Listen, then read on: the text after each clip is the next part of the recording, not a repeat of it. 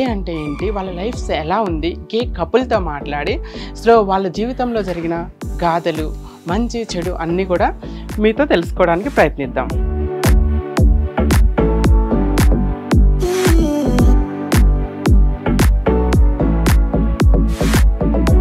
అంటే నేను సరిపోనా మీకు?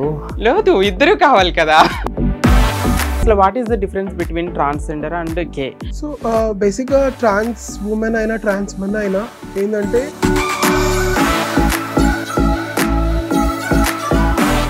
ఇప్పుడు గే ఎలా అంటే వాళ్ళు ఎటువంటి ఆపరేషన్ చేయించుకోరు, మగవారిలాగే వాళ్ళని.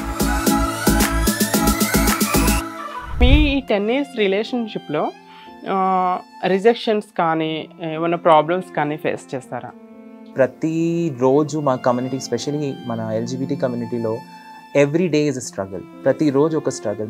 మార్నింగ్ లేవగానే రాత్రి ఇంటికి వచ్చినప్పటి వరకు.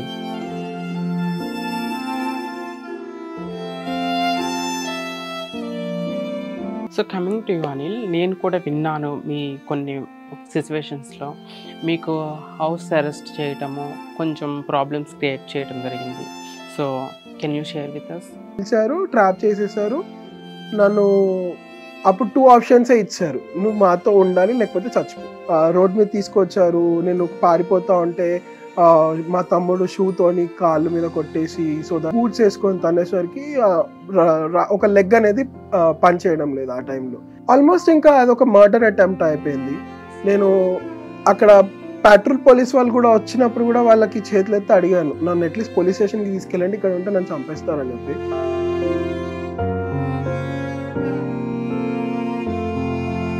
గే పర్సన్స్కి ఎలాంటి సిచ్యువేషన్స్ ఫేస్ చేయాల్సి ఉంటుంది స్కూల్స్లో, కాలేజెస్లో?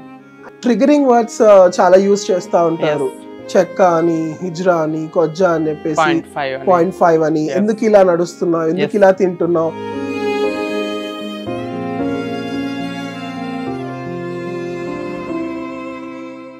హాయ్, హలో, నమస్తే, welcome back to life is beautiful. మనం చాలా మూవీస్లో గే క్యారెక్టర్స్ని చూస్తామండి. ఆ క్యారెక్టర్స్ ఎలా డిజైన్ చేస్తారంటే మనందరినీ నవ్వించడానికి ఒక ఫన్నీగా క్రియేట్ చేస్తుంటారు. ఆ ఫన్నీ క్యారెక్టర్స్ వెనుక రియల్ గేస్ లైఫ్లో ఎన్ని స్ట్రగుల్స్ ఉంటాయి, ఎన్ని బ్యాటిల్స్ ఉంటాయి, ఎన్ని అవమానాలు, అవరోధాలను ఫేస్ చేసి ముందుకు రావాల్సి ఉంటుందో ఎవరైనా ఊహించారా ఎప్పుడన్నా? ఎందుకంటే చెక్క అని, 0.5 అని చాలా చాలా డిఫరెంట్ పేరుతో పిలుస్తూ ఉంటారు. అట్ ద సేమ్ టైం కొంతమంది గేస్ అనగానే గేసు ట్రాన్స్జెండర్స్ ఒకటేనా, గేస్ వేరు ట్రాన్స్జెండర్స్ వేనా అనే ప్రశ్నలు కూడా వస్తుంటాయి. వీటితో పాటుగా మనకి ఎన్ని చట్టాలు ఎన్ని వచ్చినా కూడా సొసైటీలో యాక్సెప్టెన్స్ అనేది రాకుండా ఉంది ఇప్పటి వరకు. సెల్ఫ్ ఐడెంటిఫికేషన్కి మనకి సుప్రీంకోర్టు అనుమతి ఇచ్చినప్పటికీ కూడా మేము గే అని చెప్పుకొని సొసైటీలో గౌరవంగా బ్రతకాలి అనుకుని వెళ్ళిన ప్రతి చోట కూడా ఎక్కడో ఒక చోట ఏదో విధంగా మనము అవమానాలు ఫేస్ చేయాల్సిన పరిస్థితి వస్తూనే ఉంది. సో ఆ సొసైటీని ఎదిరించి మన తెలుగు స్టేట్స్లోనే ఫస్ట్ గే కపుల్ మనకి హైదరాబాద్లో కనిపిస్తున్నారండి. సొసైటీని ఎదిరించి ప్రేమకి జెండర్తో సంబంధం లేదు, లవ్ డోంట్ నో జెండర్ అన్నట్టుగా, ప్రేమ అంటే 2 మనసులు కలిస్తేనే ప్రేమ, 2 శరీరాలు కలిస్తే ప్రేమ కాదండి, 2 మనసులు కలిస్తేనే ప్రేమ అన్నట్లుగా ఆ 2 మనసులు కలిసి ఒక కపుల్గా ఎంతో అన్యోన్యంగా జీవిస్తున్నారు. అసలు గే అంటే ఏంటి, వాళ్ళ లైఫ్స్ ఎలా ఉంది, గే కపుల్తో మాట్లాడి వాళ్ళ జీవితంలో జరిగిన గాథలు, మంచి చెడు అన్నీ కూడా మీతో తెలుసుకోవడానికి ప్రయత్నిద్దాం. ఓకే, హాయ్ శాండీ గారు. హలో, నమస్తే. నమస్తే. ఏంటి ఒక్కలే ఉన్నారు? ఐ థాట్ గే కపుల్ అంటే మీ ఇద్దరు ఉంటారు అనుకున్నా నేను. అంటే నేను సరిపోనా మీకు? లేదు, ఇద్దరు కావాలి కదా. అవునా? ఓకే, అయితే పిలవాలా? పిలవాలి, ఖచ్చితంగా పిలవాలి. ఎందుకంటే అనిల్ లేకుండా శాండీ లేరు, శాండీ లేకుండా అనిల్ లేరు. ఎందుకంటే I'm hearing since long time, కొంతకాలం నుండి చూసిన అనిల్ శాండీ, శాండీ అనిల్ అంతేగాని ఓన్లీ శాండీ, ఓన్లీ అనిల్ అనే పదం ఇన్కంప్లీట్గా ఉంది. So you should complete this. Oh sure sure sure. Anil, hi Anil. ఇప్పుడు చూడండి, కంప్లీట్గా made for each other. So కళ్ళ విందుగా చూడటానికి చాలా అన్యోన్యంగా ఉన్నారు. Hi baby. పప్పి పేరు Tasha. Tasha, nice name. So okay Anil Sandy, సొసైటీలో ఇప్పటికీ మనకి చాలా క్వశ్చన్స్ ఎప్పుడు వెంటాడుతూనే ఉంటాయి. ఎందుకంటే మనం ట్రాన్స్ గే అంటే ఒకటే అని, ట్రాన్సే సర్జరీకి బిఫోర్ గేలా ఉంటారు అని చాలా అపోహలు అనేవి ఉంటూ ఉంటాయి. అది మన ఎల్జీబీటీక్యూ మనకు మాత్రమే తెలుసు, గేస్ వేరు, ట్రాన్స్ వేరు, ఎల్జీబీటీక్యూ ఇది ఒక అంబ్రిల్లా సిస్టమ్ అని. సో మీ త్రూ మన ప్రేక్షకులకి అసలు what is the difference between transgender and gay, అసలు గే అంటే ఏంటి అనేది తెలుసుకుంటాం. సో బేసిక్గా ట్రాన్స్ ఉమెన్ అయినా ట్రాన్స్ మెన్ అయినా ఏంటంటే ఆపరేషన్ కానీ సర్జరీ కానీ చేయించుకుంటారు, లేకపోతే వాళ్ళు సెల్ఫ్ ఐడెంటిఫైగా చేసుకుంటారు. నేను అబ్బాయిలా పుట్టాను కానీ నన్ను నేను అమ్మాయిగా ఐడెంటిఫై చేసుకుంటాను అని చెప్పేసి, లేకపోతే అమ్మాయిగా పుట్టాను అబ్బాయిగా ఐడెంటిఫై చేసుకుంటా అని చెప్పి వాళ్ళిద్దరిని trans women and trans men అంటారు. ఇప్పుడు గే ఎలా అంటే వాళ్ళు ఎటువంటి ఆపరేషన్ చేయించుకోరు, మగవారిలాగే వాళ్ళని వాళ్ళు ఐడెంటిఫై చేసుకుంటారు కానీ ఇంకొక మగవారిని ప్రేమిస్తారు. సో వాళ్ళు ఎటువంటి సర్జరీస్ కానీ ఎటువంటి సెల్ఫ్ ఐడెంటిఫికేషన్ అంటే ఎలా అయితే పుట్టారో అలాగే వాళ్ళని వాళ్ళు ఐడెంటిఫై చేసుకొని ఇంకొక మగవారిని ప్రేమిస్తారు. అది గే అంటారు బేసిక్గా. ఓకే, సో మీ దృష్టిలో అసలు వాట్ ఈస్ లవ్? లవ్ అంటే ఏంటి? Feelings or emotions between two humans or two souls. మనం యూజువల్లీ లవ్ ని జెండర్ కి అటాచ్ చేస్తూ ఉంటాము, మదర్హుడ్ ని కూడా జెండర్ కి అటాచ్ చేస్తూ ఉంటాము. సో నాకు తెలిసి ఇవన్నీ జెండర్ లెన్స్ లో చూడడం కంటే వాళ్ళు ఇద్దరి మనుషుల మధ్యలో ఫీలింగ్స్ ఎమోషన్స్ ఎలా ఉన్నాయి అనేది మనం చూడాలి. I think that is what love is about. అవును, చాలా మంది ఇప్పటికీ కూడా లవ్ అంటే రెండు ఆపోజిట్ జెండర్స్తోనే లవ్ ఉండాలి అనే అపోహ అనేది ఎప్పటికీ ఉంటుంది. లవ్ జెండర్తో సంబంధం లేదు అనేది మీరు నిరూపిస్తున్నారు at the same time. So మీ లవ్ ఎలా స్టార్ట్ అయింది? ఫస్ట్ ఎక్కడ కలిసారు?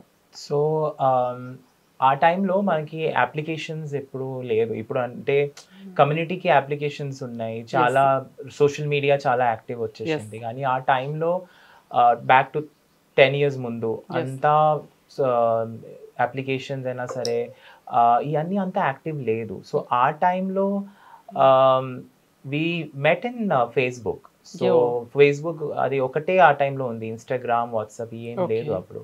సో ఫేస్బుక్ లో మనం మాట్లాడుకున్నాం. కానీ టు బి ఆనెస్ట్ ఆ టైంలో నాకు కమ్యూనిటీ గురించి అవగాహన లేదు అసలు. నేను పుట్టిన పెరిగిన ఒక చిన్న సిటీ నుంచి వచ్చిన, అక్కడ ఇప్పుడు కూడా మన కమ్యూనిటీ గురించి, ఎల్జిబిటీ కమ్యూనిటీ గురించి అసలు అంత టాక్ లేదు, ఎవరికి అంత ఐడియా లేదు. డిఫరెన్స్ తెలుసుకున్న ముందు అసలు ఏంటి కూడా వాళ్ళకి తెలియదు.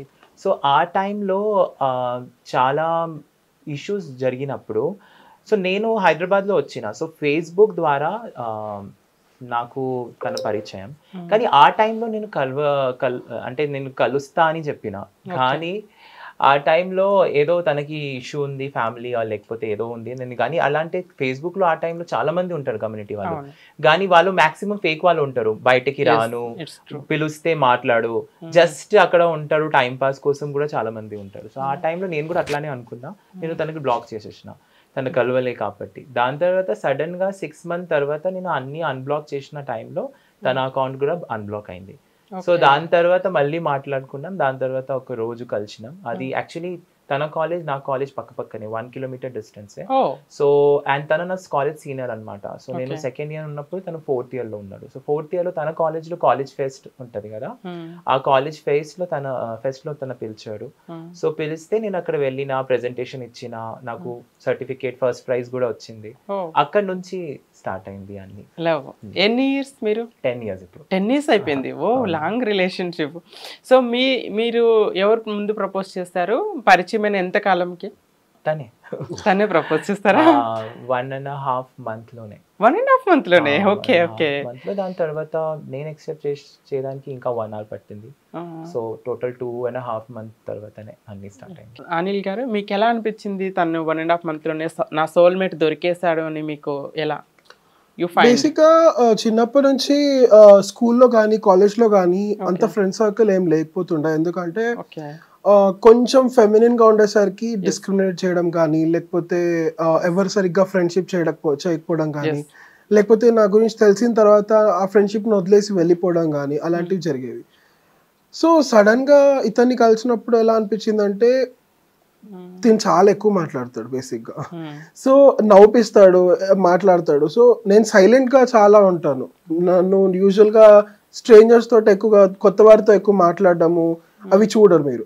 So sudden opposite poles attract అని అంటారు కదా, సో అలాగే నేను సైలెంట్, తను ఎక్కువ మాట్లాడతాడు కాబట్టి తను మాట్లాడుతున్నాడు, సో నేను బోర్ అవ్వట్లేదు, సో నన్ను హ్యాపీగా ఉంచుతాడు అన్న ఒక నమ్మకం అయితే వచ్చింది. అందులోనూ ఒక ఫ్రెండ్ కావాలి ఆ టైంలో, ఎందుకంటే యూజువల్ గా గేస్ కానీ లెస్బియన్స్ కానీ మొత్తం ఎల్జిబిటీ కమ్యూనిటీ వాళ్ళు ఏంటంటే కొంచెం లవ్ కోసం ఎదురు చూస్తూ ఉంటారు. ఎందుకంటే సొసైటీ ఇవ్వదు, ఫ్రెండ్స్ ఇవ్వరు, పేరెంట్స్ ఇవ్వరు. సో కొంచెం లవ్ అండ్ కొంచెం ప్రేమ, కొంచెం కేర్ తీసుకునే వాళ్ళు దొరికితే మనకు ఒక ఫీలింగ్, ఎమోషన్స్ అనేది వస్తూ ఉంటాయి. మనము అనుకుంటాము ఓకే తినతోటి మనం లైఫ్ పంచుకోవచ్చు అని చెప్పేసి. అలా నాకు అనిపించింది. ఐ డోంట్ నో, ఆ టైంలో అలా అనిపించింది, చేసేసాను. ఓకే, మీరే ప్రపోజ్ చేశారు ఫస్ట్. సో అప్పుడు అనిల్ గారు ప్రపోజ్ చేస్తారు కాబట్టి ఇప్పుడు మా ప్రేక్షకులందరికీ వస్తే ఇప్పుడు శాండీ గారు మీరు అనిల్ గారికి ప్రపోజ్ చేయాలి. Sure, definitely, please. So thank you so much for coming in to my life and this 10 years we were together and I hope ఇంకా 10 years కాదు, ఇంకా 100 years ఇట్లానే ఉందామని. So that's all. Thank you so much for so beautiful. So మీరు 100 years కాదు, ఎన్ని జన్మలైనా ఇలానే ఉండాలని మేము మా ప్రేక్షకులు కూడా కోరుకుంటున్నాము. సో మీ ఈ 10 years రిలేషన్షిప్లో రిజెక్షన్స్ కానీ ఏమైనా ప్రాబ్లమ్స్ కానీ ఫేస్ చేస్తారా? ఆబ్వియస్లీ, అంటే ప్రతిరోజు మా కమ్యూనిటీ, ఎస్పెషలీ మన ఎల్జిబిటీ కమ్యూనిటీలో every day is a struggle. ప్రతిరోజు ఒక స్ట్రగుల్. మార్నింగ్ లేవగానే రాత్రి ఇంటికి వచ్చినప్పటి వరకు ఏదో ఒక స్ట్రగుల్ ఉంటుంది. సొసైటీతో కాకుండా ఆఫీస్లో మనం పనిచేసిన ప్లేస్లో, లేకపోతే ఫ్యామిలీతో, ఎక్కడైనా స్ట్రగుల్ ఖచ్చితంగా ఉంటుంది. ఫస్ట్ మా ఫ్యామిలీకి అంటే నా ఫ్యామిలీకి నా గురించి తెలీదు. చాలా టైం పడింది టు బి ఆనెస్ట్. అది చెప్పాలంటే నా గురించి ఫస్ట్ చెప్పాలి, నా రిలేషన్షిప్ తర్వాత. కానీ నా గురించి నేను చెప్పలేకపోయా, ఎందుకంటే చాలా రోజు అయింది. 2013లో నేను హైదరాబాద్లో వస్తే. Your from basically? సో నేను పుట్టిన పెరిగిన జార్ఖండ్లో, బేసికలీ ఆ బెంగాలీ. సో అప్పుడు వచ్చినప్పుడు 2013 నాకు తెలుగు రాదు. ఇప్పుడు కూడా అంతా కరెక్ట్ నేను మాట్లాడలేకపోతా, కానీ ట్రై చేస్తా, అర్థమవుతుంది. So Telugu was a challenge. Food కూడా అప్పుడు ఛాలెంజ్, ఎందుకంటే మా సైడ్ ఫుడ్ డిఫరెంట్ ఉంటుంది, ఇక్కడ సైడ్ ఫుడ్ హ్యాబిట్స్ చాలా డిఫరెంట్ ఉంటుంది. సో ఆ అన్ని స్ట్రగుల్ ఒక సైడ్లో, ఇంకొక కమ్యూనిటీ స్ట్రగుల్ డిఫరెంట్ ఉంటుంది. లైక్ నేను ఇక్కడ వచ్చినప్పుడు నేను డిసైడ్ చేసి వచ్చిన, ఇప్పుడు నా గురించి ఆ సైడ్ చాలా మందికి అర్థమైంది, కానీ ఇక్కడ ఎవరికి నా గురించి తెలీదు. సో నేను ఒక స్ట్రేట్ లాగే బిహేవ్ చేసి ఇక్కడ ఎవరికి తెలియకుండా ఉంటా, కానీ life has a different story all together. So మళ్ళీ ఇక్కడ వచ్చి స్టార్టింగ్లో చాలా ట్రై చేసిన, లేదు మా ఫీలింగ్స్ లోపలే ఉండాలి, ఎవరికి చెప్పకుండా. అప్పుడు ఫ్రెండ్స్ లేవు, ఏ ఫ్రెండ్సే లేదు, కమ్యూనిటీ కూడా తెలీదు ఆ టైంలో. సో ఐ థింక్ అప్పటి నుంచి ఇప్పటికి చాలా struggle. Everything was a struggle. Community గురించి తెలుసుకోవాలని ఒక స్ట్రగుల్, నా గురించి ఫస్ట్ తెలుసుకోవాలని అది కూడా ఒక స్ట్రగుల్. ఎందుకంటే నాకు తెలుసు నేను డిఫరెంట్. ఒక కాలేజ్ టైంలో అందరూ అమ్మాయిని ప్రేమించిన టైంలో నాకు ఎందుకు అబ్బాయి పైన ఫీలింగ్ వస్తుంది, అది ఒక థాట్ ఎప్పుడైనా ఉంది మైండ్లో. కానీ అసలు ఏంటి అది, ఆ ఎడ్యుకేషన్ కూడా ప్రతి ఇండివిజువల్కి రావాలంటే కూడా టైం పడుతుంది. సో నాకు కూడా చాలా టైం పడింది. సో ఆ టైం పడింది అప్పుడు నేను, ఇది ఒక ప్రాసెస్ అనమాట. స్టార్టింగ్ నుంచి ఇప్పటి వరకు అన్ని ప్రాసెస్ నేర్చుకుని ఫస్ట్ నా గురించి నేర్చుకున్నా, దాని తర్వాత కమ్యూనిటీ గురించి నేర్చుకున్నా, దాని తర్వాత లవ్ అఫెక్షన్, దాని తర్వాత ఒక కమ్యూనిటీ సర్వీస్ లాగే స్టార్ట్ చేసినప్పుడు, దాని తర్వాత ఫ్యామిలీ దగ్గరికి వెళ్ళాలి. ఎందుకంటే ఒక ఏజ్ తర్వాత వాళ్ళు పెళ్లి కోసం ఫోర్స్ చేస్తారు. So I think last year నేను ఈ టైంలోనే ఇంటికి వెళ్ళినప్పుడు నాకు మమ్మీ డాడీ తీసుకెళ్ళినారు, 3 అమ్మాయిలు కూడా చూపించినారు. సో ఆ టైం వాళ్ళకి తెలీదు అసలు ఏంటి కమ్యూనిటీ గురించి, నా గురించి కూడా తెలీదు. సో వాళ్ళకి ఎలా అర్థమవుతుంది. సో అక్కడ నుంచి వచ్చినప్పుడే నా మైండ్లో ఇది నడుస్తూనే ఉంది, ఇంకా ఇన్ని రోజు నేను ఇట్లానే ఉంటా అంటే చెప్పకపోతే వాళ్ళు ఇంకా సీరియస్ తీసుకుంటారు. సో దానికోసం లాస్ట్ ఇయర్ జూలై ఆగస్ట్ మంత్లో నేను నా ఫస్ట్ తమ్ముడికి పిలిచిన, పర్ముకి చెప్పిన. దాని తర్వాత తమ్ముడు పోయి నా ఇంట్లో మా మమ్మీ డాడీకి 1 week గ్యాప్ ఇచ్చేసి చెప్పేసినాడు. వాళ్ళు చాలా హర్ట్ అయ్యారు, చాలా ఇచ్చారు. నా మమ్మీ కాల్ చేసి, ఏంటిది నువ్వు ఎందుకు చెప్పలేదు, ఇన్ని ఇయర్స్ నువ్వు అట్లానే లోపల పెట్టుకున్నావు, ఎన్నో స్ట్రగుల్ చూసినావు. సో నా మమ్మీకి డిఫరెంట్ బాధ, ఎందుకు నువ్వు చెప్పలేదు, చెప్తే ఏదో మనం కూడా మీతోనే ఉండామని ఆ థాట్తో. కానీ ఆ ధైర్యం రాలేదు. టు బి ఆనెస్ట్, నా తమ్ముడు పోయి చెప్పాను, నాకు చెప్పడానికి ఇప్పటివరకు ధైర్యం రాలేదు. సో ఇవన్నీ స్ట్రగలే. ఓకే, ఇప్పుడు యాక్సెప్టెన్స్ వచ్చిందా మమ్మీ నుండి? ఇంకా స్టిల్ సో ఇప్పుడు చెప్పేసి కూడా 6 months అయింది. ఇప్పుడు Okay. మీరు చూస్తే Hmm. ఫస్ట్ ఆఫ్ ఆల్ తనకి నా గురించి తెలియాలి. దాని తర్వాత నా కమ్యూనిటీ సర్వీసెస్, నా Yes. ఇంటర్వ్యూస్ అన్నీ చూసారు Yes. మీడియాలో, అన్ని యూట్యూబ్ వీడియోస్ కానీ చాలా, ఇంకా ఫౌండేషన్ గురించి కూడా తనకి ముందు నుంచి ఐడియా ఉంది. కానీ ఆ ఫౌండేషన్ ఫౌండర్ నేనంటే తనకి తెలీదు, నేను ఒక వాలంటీర్ లాగే పనిచేసిన అని ఐడియా ఉంది. సో అది తెలుసుకుంటుంది. దాని తర్వాత ఒక లవ్ గురించి. సో ఇవన్నీ ప్రాసెస్, ఇంత తొందరగా వాళ్ళకి యాక్సెప్టెన్స్ రాదు. కానీ ఏంటంటే చాలా చాలా మమ్మీ కూడా ఇప్పుడు షీఈ్ ఎడ్యుకేటెడ్ అనమాట. So Okay. తన ఏం చేస్తుంది, యూట్యూబ్లో పోయి యూట్యూబ్ వీడియో చూస్తుంది. ప్రాబ్లం ఏంటంటే ఇప్పుడు మన యూట్యూబ్లో social media is very good in awareness, కానీ అక్కడ పాజిటివ్ కూడా ఉంటుంది, నెగటివ్ కూడా ఉంటుంది. అవును. నా మమ్మీ అన్ని నెగటివ్ చూస్తుంది.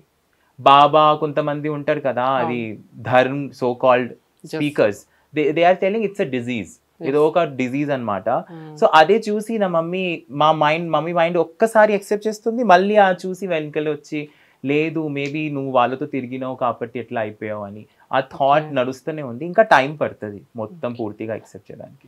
So coming to you Anil, నేను కూడా విన్నాను మీ కొన్ని సిచ్యువేషన్స్లో మీకు హౌస్ అరెస్ట్ చేయటము, కొంచెం ప్రాబ్లమ్స్ క్రియేట్ చేయటం జరిగింది.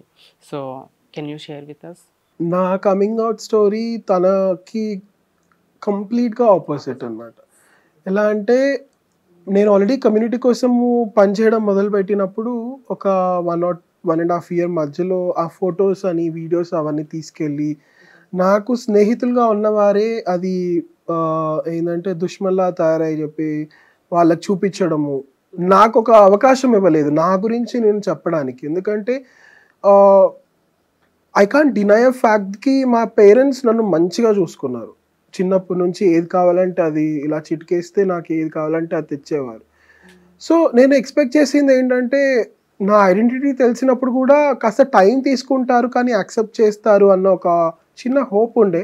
కానీ వేరే వాళ్ళు చెప్పేసరికి చాలా కంప్లీట్గా నెగటివ్. ఇప్పుడు ఎందుకంటే మన గురించి మనం ఏదైనా బిజినెస్ పెట్టినా కూడా మన బిజినెస్ గురించి మనం సరిగ్గా చెప్పగలుగుతాం తప్ప వేరే వాళ్ళు చెప్పలేరు. వేరే వాళ్ళు ఏదో పేరుకి నామ మాత్రాన పైన చెప్పేస్తారు. సో అలాగే మన గురించి మనం చెప్పాల్సినప్పుడు మన రిప్రజెంటేషన్, ఇప్పుడు సింపుల్ ఎగ్జాంపుల్ ఏంటంటే ఉమెన్ రైట్స్ గురించి మాట్లాడాలంటే ఒక ఉమెన్ ఉండాలి. మగవాడు వచ్చి ఆడవారి రైట్స్ గురించి మాట్లాడలేడు. అలాగే నా రైట్స్ గురించి కానీ నా ఐడెంటిటీ గురించి కానీ నేను మాట్లాడితేనే సరిగ్గా చెప్పగలుగుతాను. అది మా పేరెంట్స్కి అర్థం కాలేదు. వాళ్ళు చెప్పింది మొత్తం నెగిటివ్ ఇన్ఫర్మేషన్.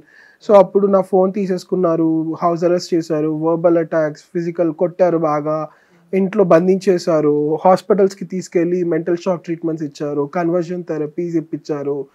అండ్ అప్పుడు డిమానిటైజేషన్ నడుస్తుండే. నేను ఇంట్లో నుంచి పారిపోయాను. ఇంకా మధ్యరాత్రి 1 o'clock ఆర్ సంథింగ్ అన్ని డోర్స్ లాక్ చేసేసి నేను ఇంట్లో నుంచి పారిపోవడం జరిగింది. ఆ తర్వాత 2 years తర్వాత నేను మా మమ్మీ గారికి హెల్త్ బాగాలేదని చెప్పి వెళ్ళాను.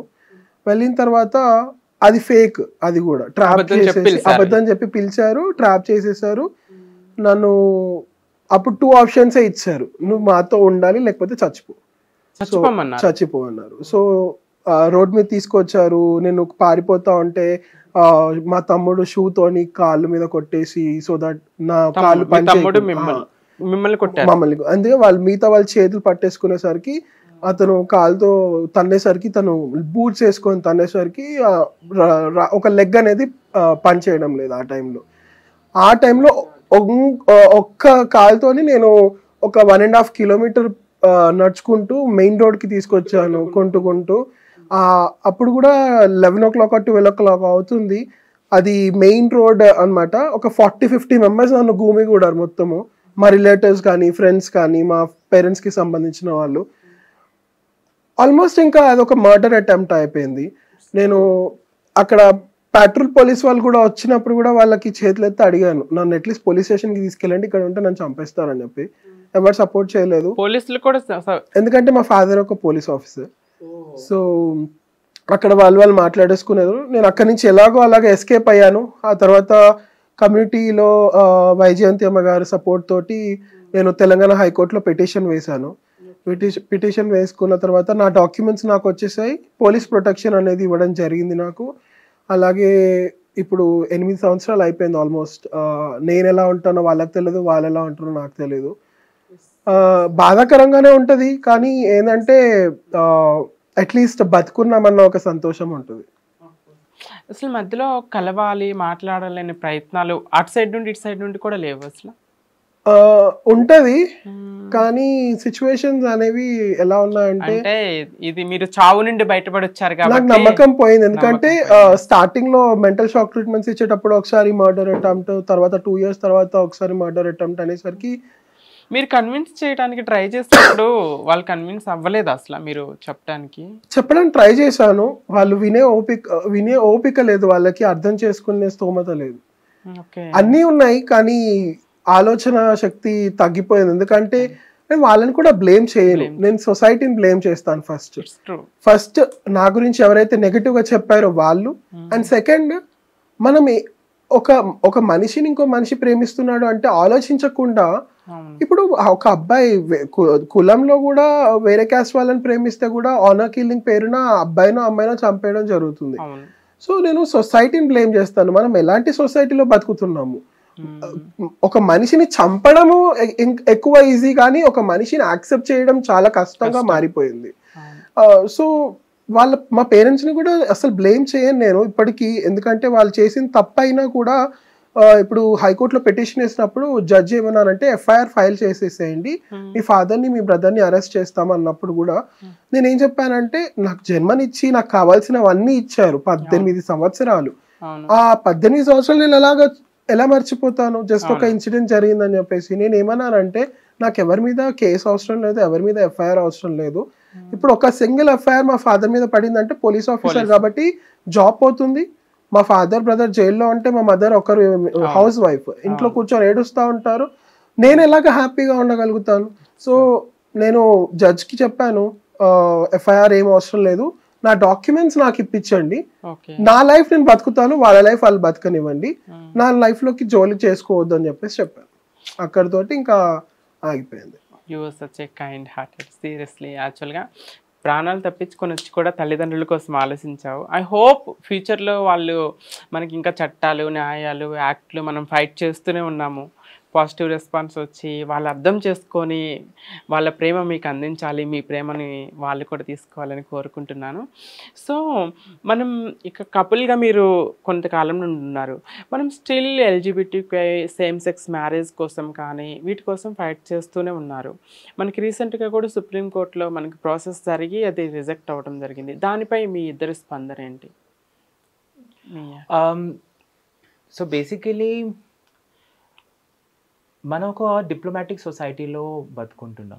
ఎందుకంటే మన సెక్స్ అని ఒక వర్డ్ వింటేనే అందరూ చాలా డిఫరెంట్గా బిహేవ్ చేస్తారు.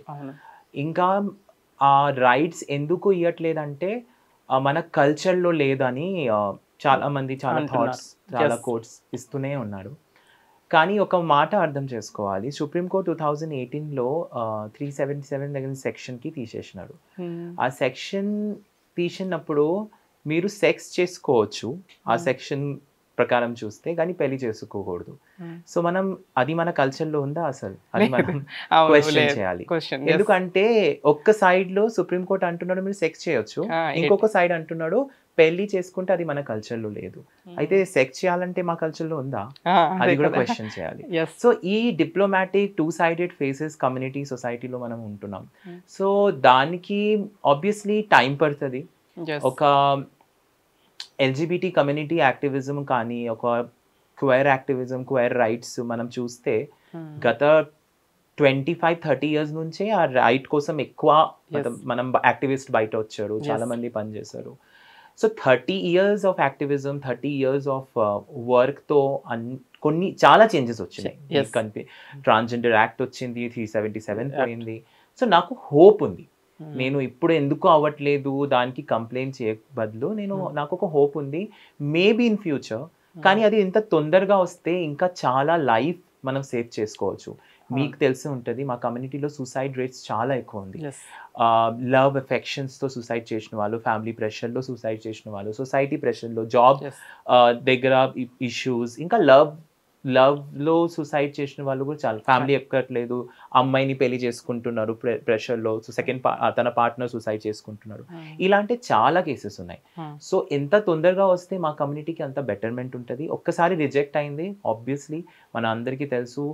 అంత గ్రాండ్గా సుప్రీంకోర్టులో వెళ్తే మాకు చాలా హోప్ వచ్చింది ఆ రోజు. ఆ వర్డిక్ రోజు మొత్తం డే మనం కూర్చున్నాం, టీవీ దగ్గరే కూర్చున్నాం, ఏదో పాజిటివ్ వస్తుంది కానీ అది మన నెగటివ్ వచ్చింది. కానీ ఇంకా మనం స్టాప్ అవ్వలే, ఇంకా పని చేయాలి, ఇంకా మళ్ళీ అది మనం పిటిషన్ సుప్రీంకోర్టులో పెట్టాలి, చాలా లాజిక్స్ చూపించాలి, చాలా కేసెస్ ఇలాంటి మన కమ్యూనిటీలో సేమ్ సెక్స్ కపుల్స్ కానీ ఏమో ఇష్యూస్ వాళ్ళు ఫేస్ చేస్తారు. ఎందుకంటే జస్ట్ ఇలీగల్ లేదు పెళ్ళి అది చెప్తే సరిపోదు, ఎందుకంటే సివిల్ రైట్స్ మాకు అవసరం ఉంటుంది. ఒక అబ్బాయి ఒక అమ్మాయిని పెళ్లి చేసుకుంటే అమ్మాయి దగ్గర వచ్చిన అన్ని రైట్స్, లైక్ ఒకవేళ మెడికల్ ఇన్సూరెన్స్ అయినా సరే, ప్రాపర్టీ అయినా సరే, ఈ అన్ని రైట్స్ ఆటోమేటిక్గా తన వైఫ్ దగ్గర వెళ్ళిపోతుంది. అలాంటి రైట్స్ మా దగ్గర వస్తేనే కదా ఈ సొసైటీలో చేంజెస్ కనిపిస్తాయి. సరే మీరు పెళ్లి చేసుకుంటున్నారు, చాలామంది పోస్ట్ 2018 ఆ 377 పోయినప్పుడు చాలా మంది పెళ్లి చేసుకున్నారు ఇండియాలో. కానీ పెళ్లి చేసుకుంటే ఓన్లీ జస్ట్ ఒక కల్చరల్ సెలబ్రేషన్ అనమాట, దానికి లీగాలిటీ ఏం లేదు మన దగ్గర, మ్యారేజ్ సర్టిఫికేట్ లేదు. ఒకవేళ మ్యారేజ్ సర్టిఫికేట్ లేకుంటే మీకు మెడికల్ పాలసీస్, ప్రాపర్టీ రైట్స్ ఇవన్నీ రాదు. సో ఒకవేళ నేను ఈరోజు నా ప్రాపర్టీని ఎవరి నేమ్లో వదిలేసి వెళ్ళాలి, ఎందుకంటే ఒక ఏజ్ తర్వాత we all have to leave this world. So ఆ టైంలో నా ప్రాపర్టీ ఎవరి దగ్గర, నా మెడికల్ ఫెసిలిటీస్ నా పార్ట్నర్ కూడా యూజ్ అవ్వాలి అని చాలా important. These are very civil basic rights which is very important for the community. So I hope in మీ ఫ్యూచర్ మనం ఇంకా గట్టిగా వర్క్ చేసి ఇది కూడా మనం తీసుకురావద్దాం మా కమ్యూనిటీ కోసం. Your right. మీరు ఇందాక ఒక మాట అన్నారు, గే కమ్యూనిటీలో చాలా ప్రాబ్లమ్స్ ఫేస్ చేస్తారు. వాటిలో ముఖ్యమైనది ఫోర్స్ఫుల్ మ్యారేజెస్ ఉంటాయి. ఎందుకంటే రీసెంట్గా మనం ఎక్కడ న్యూస్ ఛానల్ పెట్టినా కూడా పెళ్ళైన కొన్ని వాళ్ళకి ఆ అమ్మాయి బయటకు వచ్చేసి నా భర్త మగోడు కాదు, నా భర్త గే అని చెప్పేసి ఒక పిచ్ కామెంట్స్ చేసేసి వెళ్ళిపోతుంది. ఆ ఎఫెక్ట్ అనేది మన లైఫ్ల మీద పడుతూ ఉంటుంది. సో ఆ ఫోర్స్ఫుల్ మ్యారేజెస్తో పాటుగా ఇంకా ఎలాంటి issues mostly gay community face చేస్తూ ఉంటారు? సో ఇప్పుడు సుప్రీంకోర్టులో same sex or marriage equality గురించి డిస్కషన్ జరుగుతున్నప్పుడు అది రిజెక్ట్ అయినప్పుడు కొన్ని స్టేట్మెంట్స్ వచ్చాయి. Marriage is not a fundamental right అని చెప్పేసి కానీ, గే marriage is not Indian culture అని చెప్పేసి కానీ. రీసెంట్గా కేరళలో ఒక ఇన్సిడెంట్ జరిగింది. ఇద్దరు గే దంపతులు దాంట్లో ఒక వ్యక్తి చనిపోవడం జరిగింది. ఆ బాడీని పేరెంట్స్ రిజెక్ట్ చేశారు, హాస్పిటల్ వారు వాళ్ళ పార్ట్నర్కి ఇవ్వడానికి రిజెక్ట్ చేశారు. ఎందుకంటే లీగాలిటీ లేదు వాళ్ళిద్దరి మధ్యలో రిలేషన్షిప్. అనాథ శవంలాగా రోజులు పడి ఉన్నది ఆ బాడీ. కోర్టుకి వెళ్ళిన తర్వాత తను పోరాడి నాకు నా పార్ట్నర్ బాడీ కావాలని పోరాడు. అంత దీనమైన స్థితి మన దేశంలో, కి తన పార్ట్నర్ కు డెడ్ బాడీని కూడా సంపాదించలేని సిచ్యువేషన్ లో మనం బతుకుతున్నాము. అండ్ లాస్ట్ కి కోర్ట్ ఏం చెప్పిందంటే పేరెంట్స్ ఆర్డర్ చేసింది బాడీ తీసుకెళ్లి లాస్ట్ రైట్స్ కంప్లీట్ చేయాలని చెప్పి దాంట్లో పార్ట్నర్ కి అలౌ చేసింది. అది కూడా డిసప్పాయింట్మెంట్, ఎందుకంటే పార్ట్నర్ డిజర్వ్స్. ఇప్పుడు మ్యారేజ్ ఏంటంటే ఒక 2 రోజులు చేసుకున్నా, ఒక రోజు చేసుకున్నా, ఏదో ఒక 100 మందిని పిలిచేసి ఏదో ఆడంబరంగా చేసేసుకున్నాము అయిపోయింది పెళ్లి అనుకుంటారు చాలా మంది, ఏముందిలే అని చెప్పేసి. కానీ బేసిక్ రైట్స్ కావాలి కదా. ఇప్పుడు మాకు కూడా పిల్లల్ని అడాప్ట్ చేసుకోవాలని ఉంటది, మాకు కూడా పిల్లలు కావాలని ఉంటది, లేకపోతే మాకు మెడికల్ ఇన్సూరెన్స్ కావాలని ఉంటది, ప్రాపర్టీ రైట్స్ ఉంటాయి, ఎన్నో ఉంటాయి. సో ఇలాంటి ప్రాబ్లమ్స్ ఎన్నో ఫేస్ చేస్తూ ఉంటుంది గే కమ్యూనిటీ. అండ్ ఇంకొక చిన్న, అది పెద్ద ప్రాబ్లం లా కనిపించకపోవచ్చు కానీ అది the world's largest and biggest problem. ఏంటంటే ఎక్కడైనా రెంట్ తీసుకోవడం, ఇల్లు కొనుక్కోవడం కానీ రెంట్ తీసుకోవడం కానీ. మనం ఓపెన్ గా గే కపుల్ అని చెప్తే చాలా మంది అసలు ఇల్లు ఇవ్వరు. అసలు తల కింద ఒక షెడ్డే లేకపోతే మనం ఎలా బతుకుతాం? మనం ఎన్ని డబ్బులు ఉన్నా కూడా ఒక ఇల్లు లేనిది ఎట్లా బతుకుతాం? అది మేజర్ ప్రాబ్లం గే కపుల్స్ కి. ఈ ప్రాబ్లం ట్రాన్స్ కమ్యూనిటీలో కూడా ఎక్కువగా ఉంటుంది, ఎల్జిబిటికి మొత్తం ఫేస్ చేస్తాం. So coming to your educational professional life, మీ ఇద్దరు ఎంతవరకు చదువుకున్నారు, ఎక్కడ మీ ఎడ్యుకేషన్స్ కంప్లీట్ అయ్యాయి? క్వశ్చన్స్ టు ఇద్దరు, ఒకరి తర్వాత ఒకరు చెప్పండి. ఓకే, నా ఎడ్యుకేషన్ నేను హైదరాబాద్లో గ్రాడ్యుయేషన్ కంప్లీట్ చేసిన. నేను ఫస్ట్ ఇంటర్మీడియట్ వరకు నేను నా ఇంటి దగ్గరే చదువుకున్నా. దాని తర్వాత గ్రాడ్యుయేషన్ బీటెక్ కోసం నేను హైదరాబాద్ వచ్చిన. ఓకే. సో బీటెక్ కంప్లీట్ చేసి దాని తర్వాత జాబ్ చేస్తున్నా గత 6.5 years నుంచి కార్పొరేట్ ఫీల్డ్లో ఉన్నా. సో ఏ ఇక్కడ కంపెనీలో వచ్చేసి ఇప్పుడు- if you are okay you can tell. ఇప్పుడు అయితే నేను ఒక పూణే బేస్డ్ ఆర్గనైజేషన్లో పనిచేస్తున్నా. So Okay. లాస్ట్ 6.5 years నుంచి డిఫరెంట్ కంపెనీలో పనిచేసిన. So this is how is work place లో ఎలా ఉంది? యాక్సెప్టెన్స్ ఉందా, లేకపోతే అక్కడ ఏమన్నా డిస్క్రిమినేషన్ లాంటివి ఏమన్నా ఫేస్ చేయాలి? నేను పర్సనల్గా టు బి ఆనెస్ట్ కమ్యూనిటీలో ఇన్ని ఇయర్స్ పనిచేస్తే చాలా నేను కమ్యూనిటీ కార్పొరేట్ ఫీల్డ్లో కానీ వాళ్ళు పనిచేసిన చోట్ల చాలా డిస్క్రిమినేషన్ వాళ్ళకి జరుగుతుంది అని నేను చాలా విన్నాను. పర్సనల్ నేను అయితే ఇప్పుడు వినలేదు. To be honest second company ఇంకా థర్డ్ కంపెనీలో నేను నా గురించి అసలు చెప్పలేదు. సో చెప్పకపోతే వాళ్ళకి నా గురించి అసలు అర్థం కాలేదు. కానీ ఫస్ట్ కంపెనీలో నేను నా గురించి అక్కడ కూడా నేను చెప్పలేదు. నాకు అప్పుడు 377 లా జడ్జ్మెంట్ వచ్చింది. ఆ జడ్జ్మెంట్తో నేను కొన్ని ఇంటర్వ్యూస్ ఇచ్చిన. అది నా కంపెనీలో కొంతమంది చూసి వాళ్ళ మేనేజర్కి ఇన్ఫార్మ్ చేశారు. ఊరికే అంటే కంప్లైంట్ లాగే కాకుండా జస్ట్ హ్యాపీనెస్గా చూపించినాడు. చూడండి మా ఎంప్లాయీ వాళ్ళు ఎట్లా ఇంటర్వ్యూ ఇస్తున్నారు, ఎంత మంచిది అని చూపిస్తే మా మేనేజర్ కూడా తెలిసిపోయింది. అక్కడ నుంచి నేను ఆ కంపెనీలో 2.5 years పనిచేసిన. సో 1 year తర్వాత జరిగింది. సో దాని తర్వాత 1.5 year నాకు చాలా అంటే ఒక చాలా నైస్ పీపుల్ దొరికింది అక్కడ. టు బి ఆనెస్ట్ ఇప్పుడు కూడా వాళ్ళ అందరితో కనెక్షన్లో ఉన్నా నేను. మేనేజర్, డైరెక్టర్, నా team head, team leader, quality manager, నా పక్కన కూర్చున్న ఎంప్లాయీస్ వాళ్ళందరూ ఎంత మంచిది అంటే చాలా మంచి. అది చాలా తక్కువ అసలు ఎట్లా అలాంటి దొరకవు. సో అక్కడ నాకు చాలా యాక్సెప్టెన్స్ దొరికింది.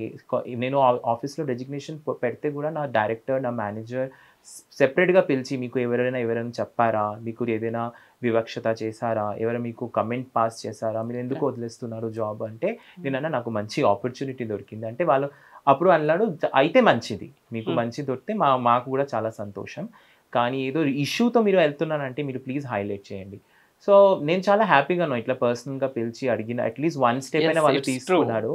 అది నాకు చాలా హ్యాపీగా అనిపించింది. కానీ దాని తర్వాత నేను ఎప్పుడు నా గురించి చెప్పలేదు. ప్రెజెంట్ కంపెనీ కూడా నేను ఇప్పటివరకు లైక్ 1 year నుంచి పనిచేస్తున్నా ఈ ప్రెజెంట్ కంపెనీ. ఇప్పటివరకు నేను నా గురించి చెప్పలే కాబట్టి, ఎందుకంటే ఐ డోంట్ ఫీల్ లైక్ ఒక స్ట్రైట్ పర్సన్ వచ్చి నేను స్ట్రైట్ అని ఎవరికి అన్నాడు కదా, అట్లానే మనకు కూడా అవసరం లేదు అందరికి.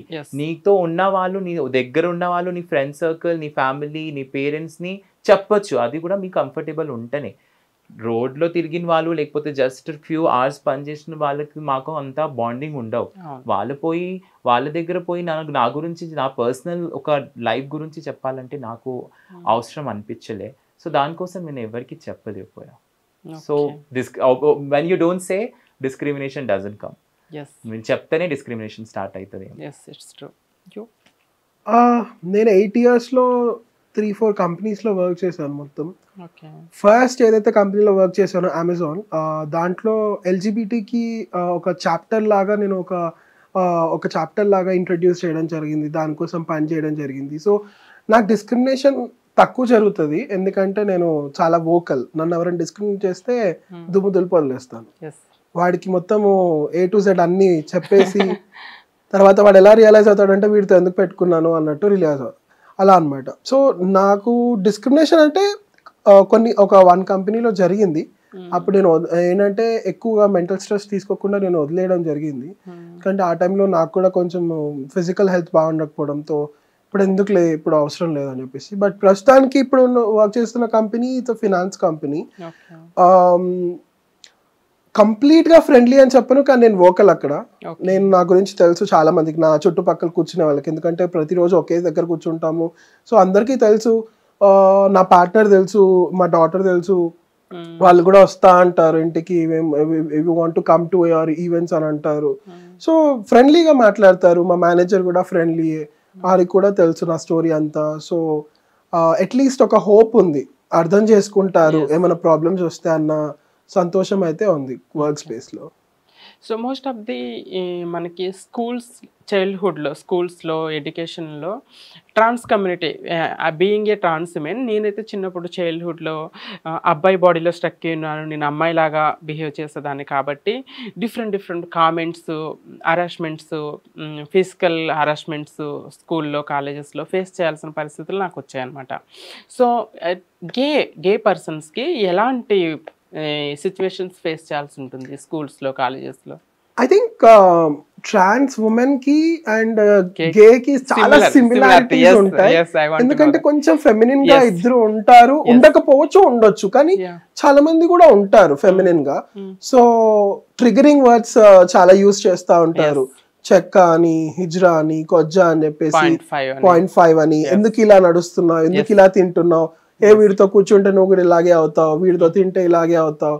చిన్నప్పటి నుంచి అవి నడుస్తూనే ఉన్నాయి. ఆ భయంతోనే ఎవరు ఫ్రెండ్స్ ని చేసుకోలేదు. నాకు ఎవరు స్కూల్ ఫ్రెండ్స్ లేరు, ఎవరు కాలేజ్ ఫ్రెండ్స్ లేరు. అలా ఒక భయం అనే ఇది పుట్టేసింది. వీళ్ళు జడ్జ్ చేస్తారు, నన్ను ఇలా డిస్క్రిమినేట్ చేస్తారు, బుల్లీ చేయడం జరిగింది, హరాస్ చేయడం జరిగింది.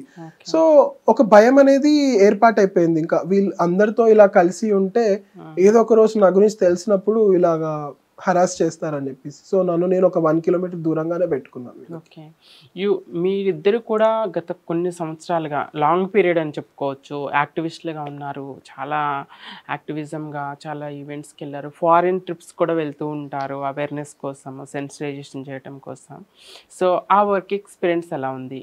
నేను అసలు ఎప్పుడూ యాక్టివిజంలో ముందుకు రావాలని లేకపోతే ఒక రైట్స్ కోసం పనిచేయాలని ఎప్పుడూ అనుకోలేదు. బికాజ్ చిన్నప్పటి నుంచి నాకు అవసరం లేకుండే. కానీ నేను ఒకసారి బయటకు వచ్చిన తర్వాత లేకపోతే నన్ను నేను ఐడెంటిఫై చేసుకున్నప్పుడు ఇలాగా అప్పుడు అర్థమైంది ఎంత హ్యూమన్ రైట్స్ వయలేషన్ జరుగుతుందని.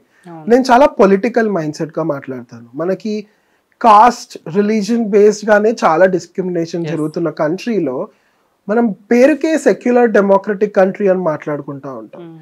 సో నాకెప్పుడైతే మా పేరెంట్స్ ద్వారా ఆ వివక్షత జరిగిందో, లేకపోతే నాకెప్పుడైతే స్కూల్లో కానీ కాలేజ్లో కానీ డిస్క్రిమినేషన్ ఫేస్ చేశానో, తిను ముందుకు తీసుకెళ్ళాడు ఈవెంట్స్ అటెండ్ చేయడం. చలో వెళ్దాం, మనం ఫస్ట్ రిలేషన్షిప్లో స్టార్ట్ అయినప్పుడు మనం 4 గోడల మధ్యలో మనం ఎందుకు కూర్చోవాలి, మనం కూడా ముందుకు వెళ్దాము, మనం కూడా చూద్దాము అని చెప్పేసి ఆ ప్రోత్సాహము ముందుకు వెళ్ళాము. ఎప్పుడు ఇంకా వెనకాల తిరగలేదు. ఇంకా 10 years ఆఫ్ రిలేషన్షిప్లో 9 years మేము యాక్టివిజం లోనే పనిచేస్తా ఉన్నాము. మేము ఒక సంస్థను ఏర్పాటు చేయడం జరిగింది.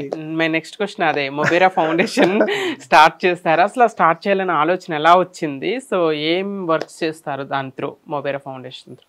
యాక్చువల్లీ టు బి ఆనెస్ట్ 2014లో మనం 13లో వి మెట్, 14లో వి మెట్ అండ్ 15 నుంచి మొబేరా స్టార్ట్ అయింది. ఆ టైంలో లైఫ్లో వి బోత్ వేర్ స్టూడెంట్స్. అప్పుడు నేను కూడా 2nd, 3rd year, తను కూడా అప్పుడప్పుడే ఇంజనీరింగ్ అయిపోయింది అట్లా. సో ఇది ఆర్గనైజేషన్ ఫామ్ చేయాలి, ఎంత దూరం తీసుకురావాలి, ఏదో ఒకటి చేయాలని నిజమే మైండ్లో లేదు. అప్పుడు మనం కొంతమంది ఫ్రెండ్ అయ్యాం. సో ఫ్రెండ్ అయినప్పుడు కూడా మనం కలుస్తూనే ఉంటాం కదా. ఆ టైంలో ఏదో ఒక రోజు మనం కలిస్తే, ఇప్పుడు నీ కూడా ఇట్లానే చాలా స్టోరీస్ వింటూనే ఉంటాం కదా. అనిల్ తన స్టోరీ చెప్పారు, నేను నా స్టోరీ చెప్పిన, అలాంటి వాళ్ళ స్టోరీ కూడా వింటే అనుకున్నా ఇప్పుడు మన సపోర్ట్ సిస్టమ్ ఏం లేదు. టు బి ఆనెస్ట్ 2015లో there was no lot of organization లేదు. ఒక 1 or 2 ఆర్గనైజేషన్స్ ఉన్నాయి. అది కూడా it was a collective group, ఏదో సమ్ NGO లాగా ఇలాంటి లేదు మన కమ్యూనిటీకి. సో నేను అప్పుడే మనం కూర్చొని ఒకసారి ఆలోచించుకున్నాం, అసలు ఏంటి మనం ఈ కమ్యూనిటీలో ఉన్నాం కరెక్టే, కానీ మాలాగే చాలామంది ఉంటారు కదా కమ్యూనిటీలో. సో అట్లాగే ఇప్పుడు మాకైతే కొంచెం ధైర్యం వచ్చింది, మనం కొంచెం మాట్లాడుకుంటున్నాం, కలుస్తున్నాం. కానీ వాళ్ళైతే ఇంకా ధైర్యం లేదు, ఎందుకంటే మనం కూడా ఆ కమ్యూనిటీలోనే ఉన్నాం. నేను చాలా మందితో కలిసినాం. అప్పుడు వాళ్ళకి నా గురించి తెలిసిందంటే, మీరు కొంచెం ఇట్లా పనిచేస్తుందంటే, వాళ్ళు మా దగ్గర ఫ్రెండ్ ఉంటే కూడా వాళ్ళు మాకు ఏమన్నారంటే, నువ్వు పిచ్చానా, ఇలాంటి ఎందుకు చేస్తున్నావు, ఇది చేస్తే నీకు ఇష్యూ వస్తుంది, ఇది మనది కాదు, మనం జస్ట్ ఎంజాయ్ చేస్తున్నాం, దాని తర్వాత పెళ్లి చేసుకుందాం, అమ్మాయితో సెటిల్ అయిపోదాం, ఆ థాట్ ప్రాసెస్ ఉంది. సో నాకు అర్థమైంది ఇది కరెక్ట్ థాట్ ప్రాసెస్ కాదు, మన గురించి మనం ఫస్ట్ తెలుసుకోవాలి. సో అది ఎలా వస్తుంది, అవేర్నెస్తోనే వస్తుంది. ఎందుకంటే బయట మన ఎడ్యుకేషన్ సిస్టంలో ఎక్కడ ట్రాన్స్ కమ్యూనిటీ గురించి కానీ ఎల్జిబిటీ గురించి కానీ ఎక్కడ లేదు. ఏ బోర్డ్ అయినా సరే ఎక్కడ లేదు, అప్పుడు అయితే ఇంకా లేదు. సో ఎలా తెలుసుకుంటారు? మీడియా రిప్రజెంటేషన్ కూడా, ఇందాక మీరు మాట్లాడితే మీడియా రిప్రజెంటేషన్లో కూడా బాలీవుడ్ అయినా సరే టాలీవుడ్ అయినా సరే ఎక్కడైనా సరే ఒక నెగటివ్ లాగే చూపించినాడు గే కమ్యూనిటీకి. ఇప్పుడు చాలా మార్పు వచ్చింది. ఇప్పుడైతే బాలీవుడ్ అయినా సరే ఇంకా టాలీవుడ్లో కూడా ఇంకా అసలు అలాంటి మూవీస్ రావట్లేదు. నేను కొన్ని లాస్ట్ 4-5 years నుంచి అలాంటి మూవీస్ చూడట్లేదు. బాలీవుడ్లో చాలా పాజిటివ్ మూవీస్ వస్తున్నాయి, చాలా అంటే చాలా. ఇప్పుడు ఏ సిరీస్ అయినా సరే ఏ మూవీస్ అయినా సరే ఆ గే రిప్రజెంటేషన్ చూపిస్తున్నారు. అది చాలా ఇంకా అది సెపరేట్ గా గే మూవీ కాకుండా నార్మలైజ్ చేస్తున్నారు. ఇది ఒక సమాజ్ ఒక పార్ట్ అన్నమాట, అట్లా చూపిస్తున్నారు. చాలా ఇప్పుడు థింగ్స్ హావ్ చేంజ్. బట్ ఆ టైంలో రిప్రజెంటేషన్ కూడా చాలా డిఫరెంట్ గా ఉంది కమ్యూనిటీ గురించి. సో ఆ ఒక్క thought process, so let's do something అని కమ్యూనిటీ కోసం కొంచెం అవేర్నెస్. మన దాంట్లో అప్పుడు కాంటాక్ట్స్ లేవు, ఎవ్వరు పెద్దవాళ్ళు కమ్యూనిటీ కూడా తెలియదు. ఇప్పుడైతే ఉన్న కాంటాక్ట్స్, మన కమ్యూనిటీలో ఉన్న కాంటాక్ట్స్ ఆ టైంలో అస్సలు లేదు. ఏదో వి వేర్ జస్ట్ స్టూడెంట్. చాలా అన్ని మా ఏజ్ వాళ్ళే 19, 20, 21 అలాంటి ఏజ్లోనే ఏదో ఒక చేద్దాం అని ఫ్లాష్ మాబ్ చేసినాం ఫస్ట్. ఎందుకంటే flash mob art is a easy way of promoting any kind of awareness. అది ఒక మైండ్లో పెట్టి ఫస్ట్ ఎల్జిబిటీ తెలుగు స్టేట్లో ఉస్మానియా యూనివర్సిటీ బయట మనం చేసినాం. అది గ్రాండ్గా వచ్చింది. అక్కడ నుంచి we thought like okay flash mob చేసినాం, అవేర్నెస్ ఎలా తీసుకోవాలి ముందు. కాలేజ్లో వెళ్ళినాం, కాలేజ్ యూనివర్సిటీ కార్పొరేట్స్లో అవేర్నెస్ సెషన్స్ వర్క్షాప్ తీసుకున్నాం. దాని తర్వాత సరే ఏదో ఒకటి ఇది నడుస్తుంది కాలేజ్లో అవేర్నెస్ అన్నీ ఓకే, కానీ కమ్యూనిటీ స్ట్రెంగ్త్ కూడా సైడ్ బై సైడ్ చేయాలి. ఎన్ని రోజు వరకు కమ్యూనిటీ అదే బెగ్గింగ్లో ఉంటుంది, కమ్యూనిటీ చూసి మీరు అందరు ఇట్లానే అని అనుకుంటారు. మన కమ్యూనిటీ పర్సన్ కూడా CEO పొజిషన్లో కూర్చుంటేనే మార్పు వస్తుంది. ఆ థాట్తో మన foundation with in the foundation మనం ఒక శిక్షా స్థాన్ అని ఒక ప్రాజెక్ట్ స్టార్ట్ చేసినాం. దాంట్లో ఉన్న స్కిల్స్కి ఇప్పుడు కొంతమందికి మేకప్ ఇష్టం, కొంతమందికి పెయింటింగ్ ఇష్టం, కొంతమందికి జూట్ బ్యాగ్ ఇష్టం, కొంతమందికి డిజిటల్ మార్కెటింగ్ స్టడీస్, జావా ఇలాంటి. కానీ వాళ్ళకి ఫ్యామిలీ సపోర్ట్ లేకున్నా లేకపోతే పైసలు లేకున్నా వాళ్ళు they are not able to afford it. So we try to get in touch, కొంతమందితో టచ్ చేసి వాళ్ళు అక్కడ నుంచి ట్రైనర్స్ తీసుకొని వచ్చి ఫ్రీగా మన కమ్యూనిటీకి ఆ కోర్సెస్ ఇప్పించి సర్టిఫికేట్ ఇచ్చినాం. అప్పుడు కూడా ఇంకొక థాట్ వచ్చింది, సరే సర్టిఫికేట్ వచ్చింది కానీ సర్టిఫికేట్తో ఏం చేయాలి? సర్టిఫికేట్ ఒక ఇంట్లో ఒక కబర్డ్లో పెట్టుకుని ఉంటే మాకు జాబ్ రాదు, మాకు బ్రెడ్ అండ్ బటర్ రాదు. దాని తర్వాత విత్ ఇన్ ద ఫౌండేషన్ మనం ఒక ప్రాజెక్ట్ ఉపాధి కూడా స్టార్ట్ చేసినాం. ఉపాధి వి ఆల్ నో తెలుగులో ఉపాధి ఏంటి. సో దానికి ఒక బ్రిడ్జ్ లాగే తయారైనా మనం కార్పొరేట్కి ఇంకా కమ్యూనిటీకి. కార్పొరేట్ వాళ్ళు ఉంటూనే ఉంటుంది, అంటే మీ కమ్యూనిటీ నుంచి వచ్చారా అది మాకు ఎలా తెలుస్తుంది? వీఆర్ రెడీ టు గివ్, మన రెడీయే మీ కమ్యూనిటీకి జాబ్ ఇప్పేదానికి. కానీ మీరు కమ్యూనిటీ నుంచి వచ్చారా అది మాకు ఎలా తెలుస్తుంది? అట్లానే కమ్యూనిటీ కూడా ఇదే వ్యాలిడ్ క్వశ్చన్ అడిగినానంటే ఏ కార్పొరేట్లో, ఏ స్టార్టప్లో, ఏ హోటల్ ఇండస్ట్రీ, ఏ ఏవియేషన్ ఇండస్ట్రీ కమ్యూనిటీ ఫ్రెండ్లీ ఉంది అది మాకు ఎలా తెలుస్తుంది? ఇది వ్యాలిడ్ క్వశ్చన్ టూ సైడ్లోనే. అప్పుడు మనం బ్రిడ్జ్గా మధ్యలో వచ్చి what we did, we know the community, we also know the people who are కార్పొరేట్లో సెన్సిటైజ్ చేసిన ఉన్న కంపెనీస్ ఉన్నాయి.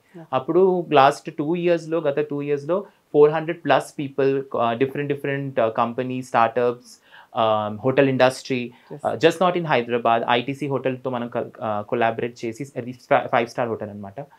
ITC ముంబై, ఢిల్లీ, బెంగళూరులో కూడా 2 yearsలో 400 members we were able to place in different company. So ఈ అన్ని చేద్దామని అప్పుడు థాట్ రాలేదు, కానీ జస్ట్ స్టార్ట్ చేసినాం. ఏదో ఒక చేంజ్ చేయాలి సొసైటీలో, అది చేస్తూనే ఉన్నాం. ఆపర్చునిటీ వస్తూనే ఉంది. అవసరంకి మనం అది మోల్డ్ చేసి ప్రాజెక్ట్గా తయారు చేసి కమ్యూనిటీకి హెల్ప్ చేస్తున్నాం. It's very great. యాక్చువల్లీ ఏంటంటే మనం ఒక కాలువ దాటాలన్నా బ్రిడ్జ్ అనేది చాలా ఇంపార్టెంట్. మీరు అది క్రియేట్ చేస్తారు మన కమ్యూనిటీ కోసం. ఇకపోతే మన మొబైరా ఫౌండేషన్ త్రూ మీ ఇద్దరు కూడా కొన్ని కల్చరల్ ప్రోగ్రామ్స్ కానీ చాలా ఈవెంట్స్ కానీ చేస్తారు. నేను కూడా కొన్నిటికి అటెండ్ అయ్యాను. ఇది చాలా హ్యాపీ అనిపిస్తుంది ఆ ఈవెంట్స్లో. ఆ ఈవెంట్స్లో మనకి నాన్ కమ్యూనిటీ సపోర్టర్స్, కొంతమంది సపోర్టర్స్ సొసైటీ నుండి సపోర్టర్స్ రావటం, కొంతమంది ఎంకరేజ్ చేసే వాళ్ళు ఉంటారు, కొంతమంది వ్యతిరేకించే వాళ్ళు కూడా ఉంటారు. అలాంటి వాళ్ళలో కొంతమంది సెలబ్రిటీస్ కూడా, for example 1 or 2 people, Faria Abdullah గారు. So she is very close to you అనుకుంటా, ఐ థింక్. సో తను కొంతమంది మన ఈవెంట్స్కి రావటం జరిగింది. సో అలా సపోర్ట్ చేసే వాళ్ళతో మీ ఎక్స్పీరియన్సెస్ ఏంటి? So the main agenda of inviting మన కమ్యూనిటీ వారు కాకుండా out side of the community ఏంటంటే డైరెక్ట్లీ ఆర్ ఇండైరెక్ట్లీ సెన్సిటైజేషన్ అక్కడ జరిగిపోతుంది. వాళ్ళు కమ్యూనిటీతో ఇలా ఉంటా ఉంటే వీళ్ళతో కూడా ఇలా ఉండొచ్చు అన్న ఒక భావన పుడుతుంది. అది కూడా మళ్ళీ స్ప్రెడ్ అవుతుంది. అందులోనూ ఇన్ఫ్లుయెన్సర్స్ కానీ సెలబ్రిటీస్ కానీ మనం ఇన్వైట్ చేసినప్పుడు జనాలు చూస్తూ ఉంటారు, అరే వీళ్ళు కూడా వెళ్తున్నారు. ఒక మిత్ ఏంటంటే ఒక గేతో కానీ ఒక లెస్బియన్తో కానీ ఒక ట్రాన్స్జెండర్ పర్సన్తో కానీ కలిసి ఉంటే మీరు కూడా అలాగే తయారవుతారు అన్న ఒక మిత్ అనేది అక్కడే బర్స్ట్ అయిపోతుంది. ఆ ఇన్ఫ్లుయెన్సర్ పర్సన్ మన అందరం తెలుసు, మనం మూవీస్ చూస్తాము, లేకపోతే సెలబ్రిటీస్ ఇన్స్టాగ్రామ్ ఫాలో అవుతాము, ట్విట్టర్ ఫాలో అవుతాము. సో వాళ్ళు ఏం చేస్తున్నారు అనేది మనం ప్రతిసారి గమనిస్తూనే ఉంటాం. వాళ్ళు కూడా ఒక మెసేజ్, పాజిటివ్ మెసేజ్ అనేది ఫార్వర్డ్ చేయడం జరుగుతుంది. వీళ్ళతో కూడా ఉండొచ్చు, వీళ్ళతో కూడా తినొచ్చు, వీళ్ళ ఈవెంట్స్కి కూడా వెళ్ళొచ్చు అని చెప్పేసి. సో మన బేసిక్గా మన రిలీజన్ మనకి ఏం నేర్పిస్తుంది, వసుదైవ కుటుంబికం, మనం అందరం ఒక ఫ్యామిలీ. సో అలాగే మేము కూడా ఏంటంటే నువ్వు గే అయి ఉండొచ్చు, లేకపోతే ట్రాన్స్జెండర్ అయి ఉండొచ్చు, లేకపోతే స్ట్రైట్ హెట్రోసెక్షువల్ పర్సన్, లేకపోతే స్ట్రైట్ పర్సన్ అయి ఉండొచ్చు. మనం అందరం మన జెండర్ సెక్షువాలిటీ పక్కన పెడితే మనం అందరం మనుషులు. మనం అందరం ఒక ఫ్యామిలీగా ముందుకెళ్తేనే ఒక వరల్డ్లో మనం ఒకరికొకరం సహాయం చేసుకొని ముందుకెళ్ళగలుగుతాం. That is the main motto of Mobera foundation, organizing events for the community and also welcoming outside the community. Yes, it's a great thing. So Anil గారు, మీవి కొన్ని నేను డ్రాగ్ షోస్ కూడా చూసాను. సో ఎలా డ్రాగ్లోకి ఎలా ఎంటర్ అయ్యారు మీరు డ్రాగ్ ఆర్టిస్ట్గా? బేసిక్గా డ్రాగ్ షోస్ అనేవి వెస్టర్న్ కంట్రీస్లో చాలా ఫేమస్, యుఎస్ కానీ యూకే కానీ యూరోపియన్ కంట్రీస్లో. డ్రాగ్ అంటే ఏంటంటే ఒక ఆర్ట్ ఫామ్. అది యూజువల్గా చాలా మంది క్రాస్ డ్రెస్ చేసుకోగానే డ్రాగ్ని కూడా ఒక జెండర్ ఐడెంటిటీగా అనుకుంటారు. కానీ డ్రాగ్ ఏంటంటే మనకి ఇప్పుడు కథక్, భరతనాట్యం ఎలా ఉందో అలాగే డ్రాగ్ కూడా ఒక వెస్టర్నైజ్డ్ ఆర్ట్ ఫామ్. డ్రాగ్ ద్వారా ఒక మెసేజ్ ని మనం ఫార్వర్డ్ చేయగలుగుతాము. చాలా సింపుల్ స్టేట్మెంట్ ఏంటంటే we are all born naked and whatever we are wearing is today is drag. మనం మన బాడీని కవర్ చేసుకోవడానికి వివిధ రకాలమైన బట్టలు వేసుకోవడం జరుగుతుంది, అదే డ్రాగ్. డ్రాగ్ ఏంటంటే to showcase or to impersonate something which you want to send a message to. And drag is very political. Drag sends a strong message. That attracted me. And అంటే నేను ఇందాక చెప్పినట్టు నేను చాలా పొలిటికల్ పర్సన్. ప్రతి దాంట్లో politics ఎలా ఉన్నాయి అవన్నీ చూస్తూ ఉంటాను. సో డ్రాగ్ చాలా అట్రాక్ట్ చేసింది నన్ను. ఎందుకంటే మనం ఒక పర్ఫార్మెన్స్ చేస్తున్నప్పుడు 100 మంది కళ్ళు మన మీద ఉంటాయి. ఆ 100 మంది మనల్ని చూస్తూ ఉంటారు, మనం ఏం చేస్తున్నాం అనేది వింటూ ఉంటారు. వాళ్ళకి నచ్చినా నచ్చకపోయినా అటెన్షన్ అనేది ఇస్తూ ఉన్నారు, ఆలోచిస్తారు. మనం ఒకగానొక దగ్గర గంట పర్ఫార్మెన్స్ లో ఒకగానొక దగ్గర అసలు ఎందుకు చెప్తున్నాడు, ఏం చెప్తున్నాడు అనేది ఆలోచిస్తారు. సో అది నాకు నచ్చింది. ఓకే, ఇందాక శాండీ గారు ఒక పాయింట్ టచ్ చేస్తారు.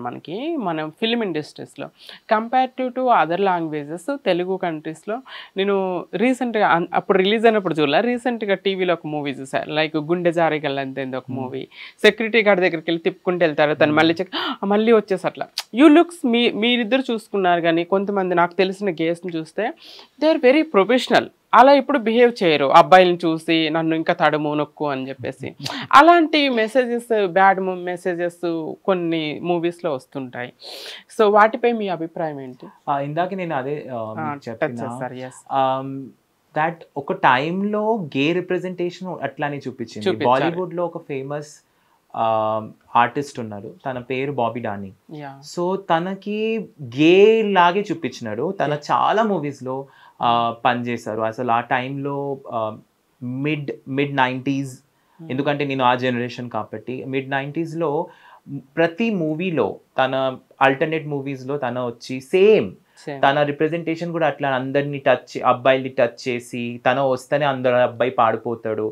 సో ఇది ఒక ఇంజెక్ట్ అన్నమాట మన మూవీ ద్వారా. ఎందుకంటే movie is a very beautiful way of sensitization and awareness. అందరు మూవీ చూస్తారు, ఏజ్ పర్సన్ అయినా సరే. మూవీస్ ఇప్పుడైతే ఓటీటీ ప్లాట్ఫామ్స్ వచ్చింది, చాలా డిఫరెంట్ సిరీస్ లాగే వచ్చింది. కానీ ఆ టైంలో థియేటర్ వెళ్ళి చూసిన పీపుల్ యూస్ టు రన్ థియేటర్లో 60s, 70s, 80s, 90s, even early 2000లో.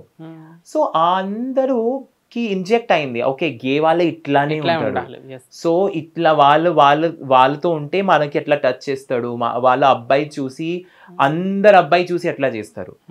To be honest, ఇట్లా ఒక అమ్మాయికి అందరు అబ్బాయి నచ్చదు, అట్లానే ఒక అబ్బాయికి కూడా అందరు అబ్బాయి నచ్చదు. It's true. అస్సలు నచ్చదు. మనకు కూడా టేస్ట్ ఉంది, మనకు కూడా తెలియాలి ఎవరితో ఉండాలి. ఏ అబ్బాయి ఉంటేనే సరే అట్లా వెళ్ళాలంటే ఎట్లా లేదు. ఇవన్నీ రిప్రజెంటేషన్ రాంగ్ ఇంజెక్ట్ చేసినారు మూవీస్ లో. తెలుగు మూవీలో కూడా same. I have seen representation in Telugu movies. అది తేరానా, గే అంటే ఇట్లా హ్యాండ్ పెట్టుకొని ఇట్లా తాళి కూడా చూపించినాడు. So I think the entire concept of LGBT community చాలా రాంగ్ గా చూపించినాడు. మన తెలియకపోయినా ప్రెజెంట్ చేస్తున్నారు. వాళ్ళకి అసలు కమ్యూనిటీ గురించి అవగాహన లేదు. అవగాహన ఉంటేనే కూడా they were at times since they was no vocalization. ఆ టైంలో కమ్యూనిటీ వాళ్ళు కూడా వోకల్ బయట వచ్చి మన రైట్ గురించి మాట్లాడలేకపోయారు. ఇంకా చాలా మందికి ఇది తెలీదు.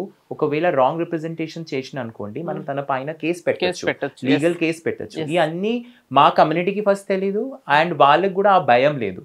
ఇప్పుడు ప్రస్తుతంగా ఎట్లా అయినా సరే, భయమైనా సరే, ఎట్లా అయినా సరే కానీ రిప్రజెంటేషన్ చాలా మంచి అవుతుంది. దానివల్ల చాలా మంది, ఇప్పుడు నేను సెన్సిటైజేషన్ సెషన్స్ కి హోటల్ ఇండస్ట్రీలో కొన్ని ప్లేసెస్ లో రీసెంట్ లో వెళ్ళినప్పుడు, ఐటీసీ ముంబైలో నేను వెళ్ళినప్పుడు, అక్కడ ఒక స్టాఫ్ అన్నమాట, తనకి కమ్యూనిటీ గురించి ఏం తెలీదు, కానీ సిన్స్ ఓటీటీలో థాలి అని ఒక మూవీ వచ్చింది, Sushmita Sen, is a well known actress, one of the famous actress of Bollywood. తన చేసింది క్యారెక్టర్ ఒక ట్రాన్స్ పర్సన్ క్యారెక్టర్ చేసింది, అది కూడా Gauri Sawant. We all know she is a well known trans woman. తన చేసినప్పుడు అది ఒక నోన్ ఓటీటీ ప్లాట్ఫామ్ లో వచ్చారు. సో చాలా మంది చూసారు ట్రాన్స్ కమ్యూనిటీ ఏంటి, అసలు స్ట్రగుల్ ఏంటి దాంట్లో. బ్యూటిఫుల్ మూవీ అది, బ్యూటిఫుల్ సిరీస్ అది. అక్కడ చూపించినప్పుడు నేను ఆ సెషన్ తీసుకున్నప్పుడు మధ్యలో ఆపేసి, సార్ నేను ఇది చూసిన ఆ మూవీలో, అయితే మీరు చెప్తున్నారు అది కరెక్టే. సో అక్కడ మీరు అర్థం చేసుకోవాలి ఏంటంటే, సొసైటీలో మూవీస్ అయినా సరే, సోషల్ మీడియా అయినా సరే, ఈ మీడియా ఇన్ఫ్లుయెన్స్ చాలా మందికి ఉంటుంది. అది ఒకవేళ వాళ్ళు అది నేర్చుకున్న, అక్కడ మూవీస్ లో అన్ని అర్థం కాదు, కానీ నేను సెషన్ తీసుకున్నప్పుడు మళ్ళీ క్వశ్చన్ అడిగేసి, అయితే మీరు కరెక్ట్ చెప్తున్నారు, ఎందుకంటే మూవీస్ లో కూడా అదే చూపించింది. అక్కడ లింక్ చేస్తే వాళ్ళు కూడా ఓకే అయితే ఇదే కరెక్ట్. కానీ ఇంతకు ముందు ఆ మూవీలో బాలీవుడ్స్లో ఎక్కడైనా ఆ రిప్రజెంటేషన్ రాంగ్ ఉంటే మనం ఒక్క సైడ్ నుంచి, ఎందుకంటే నా ఫస్ట్ ఆఫీస్లో నేను చెప్పిన కదా 2016-17 స్టోరీ అది, అప్పుడు కూడా మూవీ రిప్రజెంటేషన్ రాంగే ఉంది. అప్పుడు నా ఆఫీస్ కలీగ్ వాళ్ళు, నేను అన్నా కదా, వాళ్ళు చాలా ఫ్రెండ్లీగా మాట్లాడినాడు. ప్రతిసారి ఒక్కటే అడిగినారు స్టేట్మెంట్, ఇందాక మీరు కూడా అదే అన్నారు, తుమ్కో దేఖ్కే, హిందీలో, మీకు చూసి గే లాగే ఉండవు నువ్వు ఎందుకు, నీకు చూసి ఎవరు గే అని నువ్వు అంటే, నేనన్నా అసలు గే ఎలా ఉండాలి, థ్రోన్స్ ఉండాలా, లేకపోతే ఎక్కువ మేకప్లో ఉండాలా అంటే ఏంటి? లేదు శాండీ, మూవీ రిప్రజెంటేషన్లో గేస్ అయితే కొంచెం డిఫరెంట్ ఉంటారు, వాళ్ళందరూ టచ్ చేస్తూనే ఉంటారు కదా, నువ్వు అట్లా కాదు, నువ్వు టూ మచ్ లిప్స్టిక్ పెట్టుకుంటాడు, మేకప్ చేసుకుంటాడు అని ఆ థాట్ ఉంది. సో అప్పుడే అర్థం చేసుకోవాలి వాళ్ళు they are ready, society is ready to accept, కానీ ఆ థాట్ అవేర్నెస్ డిఫరెంట్ గా వెళ్ళింది, వాళ్ళ మైండ్ లో అది ఫిక్స్ అయిపోయింది చిన్నప్పటి నుంచి. So they are not able to come out of it. So అది ప్రాబ్లం. It's true. ఇప్పుడు సోషల్ మీడియా ఎఫెక్ట్ అనేది సొసైటీ మీద, మన మీద కూడా పడుతుంది. సో మనందరం సోషల్ మీడియా వాడుతున్నాం కదా, ఈ సోషల్ మీడియాలో ట్రోల్స్ అనేవి కామన్ అయిపోయింది. సో గే కమ్యూనిటీ మీద కానీ, మీ గురించి కానీ, మీకు చాలా బాధ అనిపించిన ట్రోల్ కానీ, కామెంట్స్ కానీ ఏమన్నా?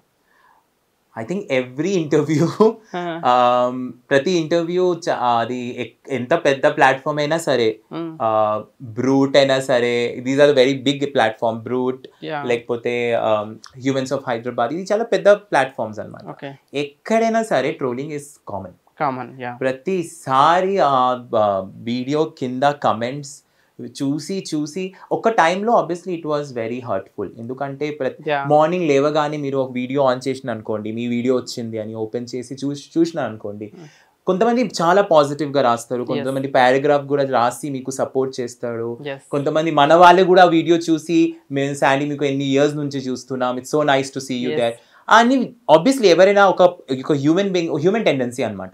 అది చదువుకుంటే చాలా మందికి హ్యాపీనెస్ ఉంటుంది, కానీ దాని కిందనే ఏంట్రా మీరు ఎట్లానేనా, మీరు సమాజ్కి ఒక కలంకి, మీరు ఉంటేనే సమాజ్లో అస్సలు చేంజ్ చేసేస్తున్నారు, మీలాంటి వాళ్ళు చాలా మంది వచ్చేసినారు, ఇలాంటి కమెంట్స్ ఖచ్చితంగా ప్రతి వీడియోస్లో ఉంటుంది. ఒక టైంలో it was really very heartful. We use to started అది పర్సనల్గా తీసుకొని దానికి రిప్లై ఇచ్చి మళ్ళీ వాళ్ళు రిటర్న్గా రిప్లై ఇచ్చి, so it is very disturbing అనమాట. కానీ ఇప్పుడు టు బి ఆనెస్ట్ అంటే నేను నా గురించి చెప్తా, తన గురించి నాకు తెలియదు, కానీ నేనైతే అన్ని చూసి I just skip it. Because అక్కడ రాసిన వాళ్ళు ఎవరు కాదు నా లైఫ్లో, వాళ్ళు వచ్చి నాకు ఫుడ్ పెట్టట్లేదు, నా లైఫ్లో ఇష్యూస్కి వాళ్ళు వచ్చి వినట్లేదు, వాళ్ళు వచ్చి నా లైఫ్లో ఏదో హ్యాపీనెస్ కూడా తీసుకురావట్లేదు. వాళ్ళు నా ఫ్యామిలీ కూడా కాదు, మా రిలేటివ్స్ కూడా కాదు, నేను ఉంటున్న చుట్టుపక్కల కూడా కాదు. సో వాళ్ళ ఒపీనియన్స్ నాకు ఎందుకు ఫరక్ పడుతుంది? మీరు ఇందాక ఒక సెలబ్రిటీ పేరు తీశారు, తను మాతో పని చేస్తుంది, చాలా దగ్గర ఫ్రెండే, తను మాతో పని చేసిన కాబట్టి తను ఒక అమ్మాయితో పిక్చర్ పెడితే ఆ పిక్చర్ కింద కూడా చాలా గలీజ్ కమెంట్ వచ్చింది.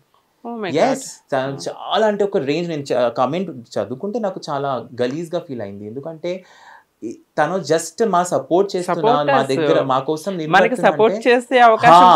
మీరు కూడా అదేనా దానికోసం వాళ్ళకి సపోర్ట్ చేస్తున్నారని. సో ఇలాంటి నడుస్తూనే ఉంటది. తను కూడా కొంచెం సాడ్ అయింది, కానీ తను అది పోస్ట్ తీయలేదు, తను అట్లానే ఉంచింది. నేను అది వాళ్ళ ఒపీనియన్, నేనేం చేయాలి? So opinions it hurts, but for me right now doesn't matter. సరే, అది మీ ఇష్టం, మీరు చెప్తూనే ఉండండి, నేను నా పని చేస్తూనే ఉంటాను. ఇట్స్ ట్రూ, మూవ్ అవ్వాలి. అట్లా అవి పట్టించుకుంటుంటే మనం ముందుకు వెళ్ళలేము. అసలు ఈ 9-10 years అసలు రాకుండా అక్కడే స్టాప్, 1 year లోనే స్టాప్ అయిపోతుంది. Of course. ఇకపోతే మీ క్యూట్ రిలేషన్ అరౌండ్ గా 9 years కదా, 9 years 10 years క్రాసింగ్. ఏ రిలేషన్షిప్లోనైనా, భార్యాభర్తల్లోనైనా, ఏ రిలేషన్షిప్ క్యూట్ ఫైట్స్ అవుతుంటాయి. మీకు ఫైట్స్ అవుతూ ఉంటాయా? బాగా ఏ విషయాల్లో ఫైట్స్ అవుతాయి మీకు మోస్ట్లీ? మా దాంట్లో క్యూట్ ఫైట్సే కాదు, చాలా దారుణంగా ఫైట్స్ కూడా జరుగుతూ ఉంటాయి. ఎందుకంటే తను చాలా కొంచెం అపొలిటికల్ గా ఉంటాడు, అంటే ఈ పాలిటిక్స్ అన్ని నాకు అవసరం లేదు అన్న ఒక ధోరణిలో ఉంటాడు. నేనేంటంటే ఎవ్రీథింగ్ ఇస్ పొలిటికల్ అంటాను. సో లైక్ ఇందాక చెప్పినట్టు 2 opposite poles అట్రాక్ట్, అలాగే 2 opposite poles ఎదురుపడినప్పుడు కూడా కొన్ని డిఫరెన్సెస్ వస్తూ ఉంటాయి. ఇప్పుడు ఎవరు గొడవ పడరు, మన ఇంట్లో మన తల్లిదండ్రులు గొడవ పడతారు, మనం బెస్ట్ ఫ్రెండ్స్తో గొడవ పడతాం, అలాగే 2 couples, ఒక అబ్బాయి అమ్మాయి రిలేషన్షిప్లో ఉన్నా గొడవ పడతారు, 2 అబ్బాయిలు 2 అమ్మాయిలు రిలేషన్షిప్లో ఉన్నా గొడవ పడతారు. కానీ మనం అందరం ఒకటి అర్థం చేసుకోవాల్సింది ఏంటంటే, గొడవలు అనేది వస్తూ ఉంటాయి, పోతూ ఉంటాయి. ఒకరినొకరు అర్థం చేసుకొని ఒకరి భావాలను ఒకరు రెస్పెక్ట్ చేస్తూ, వారి ఐడియాలజీస్ని రెస్పెక్ట్ చేసుకుంటూ ఎలా కలిసి ఉండడం అనేది ఇంపార్టెంట్. అదే I think that makes a better relationship. అలా వీ నెవర్ లుక్డ్ బ్యాక్ అనమాట. స్టార్టింగ్ లో ఎలా అయితే we holded each others hand, it's been 10 years that we never left our hands. It's great. ఇంట్లో వర్క్ షేర్ చేసుకుంటారా? ఎవరు share చేసుకుంటారు? మీ duties different duties ఉంటాయి కదా, బోత్ కుక్, మీ ఇద్దరు కుక్ చేస్తారు? నేనే తిన్నా, సో దానికోసం ఎవరు తినలేకపోయారు, సో నేను ట్రై కూడా చేసి మానేసిన. నాకు వంట రాదు. ఓకే, మిగతా కటింగ్స్ క్లీనింగ్స్ లో నేను హెల్ప్ చేస్తాను. Okay, Anil cooks very well, I know it. ఇంకపోతే మనకి చట్టాల కోసం మనం పోరాడుతూనే ఉన్నాము. మనకి రీసెంట్గా మనకి నాల్సా జడ్జిమెంట్ వచ్చింది. నాల్సా జడ్జిమెంట్ తర్వాత 377 యాక్ట్ వచ్చింది. సో 377 యాక్ట్ ఏం చెప్తుంది? మనకి గే కమ్యూనిటీకి ఏ విధంగా ఫేవర్గా ఉందంటారు? సెక్షన్ 377 అనేది మన భారత రాజ్యాంగంలో ఒక భాగంగా ఉండింది. అది బేసిక్గా ఎట్లా వచ్చింది అనేది నేను చెప్పే ముందు, ఈ గే కల్చర్ అని లేకపోతే ఎల్జిబిటి కల్చర్ అనేది ఒక వెస్టర్న్ కల్చర్, వెస్టర్నైజ్డ్ కల్చర్, మన దేశంలో భాగం కాదు అని చాలా మంది అంటూ ఉంటారు. మన సో కాల్డ్ సెంట్రల్ గవర్నమెంట్ కూడా సుప్రీం కోర్టుతో జడ్జ్మెంట్స్ లో ఇవే చెప్పడం జరిగింది, ఇది మన కల్చర్కి సంబంధించింది కాదు అని. కానీ సెక్షన్ 377 మన భారతదేశంలో కానీ లేకపోతే సౌత్ ఏషియాలో కంట్రీస్లో లైక్ పాకిస్తాన్, ఇండియా, భూటాన్, నేపాల్, శ్రీలంక ఇలాంటి కంట్రీస్లో ఎవరు తీసుకొచ్చారు? బ్రిటిషర్స్ తీసుకొచ్చారు. బ్రిటిషర్స్ ఎవరు? వెస్టర్న్ కంట్రీస్ వాళ్ళు. సో నేను చెప్పేది ఏంటంటే, మనకి ఏదైతే హోమోఫోబియా కానీ, ట్రాన్స్ఫోబియా కానీ, బైఫోబియా కానీ, ఫెమ్ఫోబియా కానీ ఏదైతే ఉందో అది వెస్టర్న్ కల్చర్. దానికంటే ముందు మనకి ఎటువంటి అగెయిన్స్ట్ లాస్ లేవు. ట్రాన్స్ ఉమెన్ ని మనము రాజుల కాలంలో వాళ్ళ క్వీన్స్ ని ప్రొటెక్ట్ చేయడానికి ఆఫీసర్స్ లాగా పెట్టారు. నిజామ్స్ లో మన హైదరాబాద్ లో చూసుకుంటే నిజామ్స్ లో కూడా వాళ్ళకి మంచి పొజిషన్స్ ఇవ్వడం జరిగింది. మన కల్చర్ అది, రెస్పెక్ట్ ఇవ్వడం, ఎదుటి వారికి వారి జెండర్ ని పక్కన పెడితే వారికి ఎదుటి వారికి ఒక మనిషిగా రెస్పెక్ట్ ఇవ్వడం. మనం ఏదైతే వెస్టర్న్ కల్చర్ ఏదైతే హేట్రెడ్ ఏదైతే ఉందో అది మన 200 సంవత్సరాలు మన బ్రెయిన్ లో అలా పాతుకుపోయి ఇప్పుడు సెక్షన్ 377 చాలా గొప్పగా మనం చెప్పుకుంటాము ప్రపంచంలో. భారత రాజ్యాంగం చాలా గొప్పది, చాలా గొప్పదని.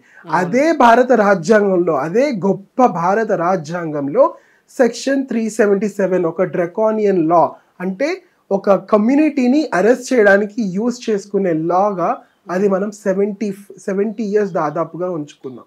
ఏం గొప్ప, ఎవరికి గొప్ప? ఏం గొప్ప లేదు అక్కడ. ఎందుకంటే ఒక ఈక్వల్ సిటిజన్షిప్ గా మనకి కంట్రీలో బేసిక్ హ్యూమన్ రైట్స్ ఇవ్వలేని ఒక కాన్స్టిట్యూషన్, ఏం కాన్స్టిట్యూషన్ అది? ఉండొచ్చు, చాలా పాలసీస్ ఉండొచ్చు కాన్స్టిట్యూషన్ లో, మంచి మంచి పాలసీస్, కానీ అదే కాన్స్టిట్యూషన్ లో సెక్షన్ 377 కూడా ఉంది. 2018 లో మనం తీసేయడం జరిగింది సుప్రీం కోర్ట్ ద్వారా. సెక్షన్ 377 ఏం చెప్తుంది అంటే, బ్రిటిష్ వాళ్ళు వచ్చినప్పుడు ఏదైతే సెక్షువల్ యాక్టివిటీ ద్వారా రీప్రొడక్షన్ అనేది జరగట్లేదో అలాంటి సెక్షువల్ యాక్టివిటీ ఇల్లీగల్. అది వాళ్ళు ఒక అబ్బాయి అమ్మాయి మధ్యలో కూడా పెట్టారు. కానీ మనం ఏం చేసామంటే అది మొత్తానికి ఎల్జిబిటి మీద తోపాయించడం జరిగేసింది. ఎందుకంటే ఇద్దరు అబ్బాయిలు ఒక బేబీని ప్రొడ్యూస్ చేయలేరు, ఇద్దరు అమ్మాయిలు ఒక బేబీని ప్రొడ్యూస్ చేయలేరు. సో వీళ్ళని ఇల్లీగల్ గా కన్సిడర్ చేయాలి, వీళ్ళని అరెస్ట్ చేయవచ్చు అనే ఒక ధోరణితో సెక్షన్ 377 2018 వరకు కొనసాగడం జరిగింది.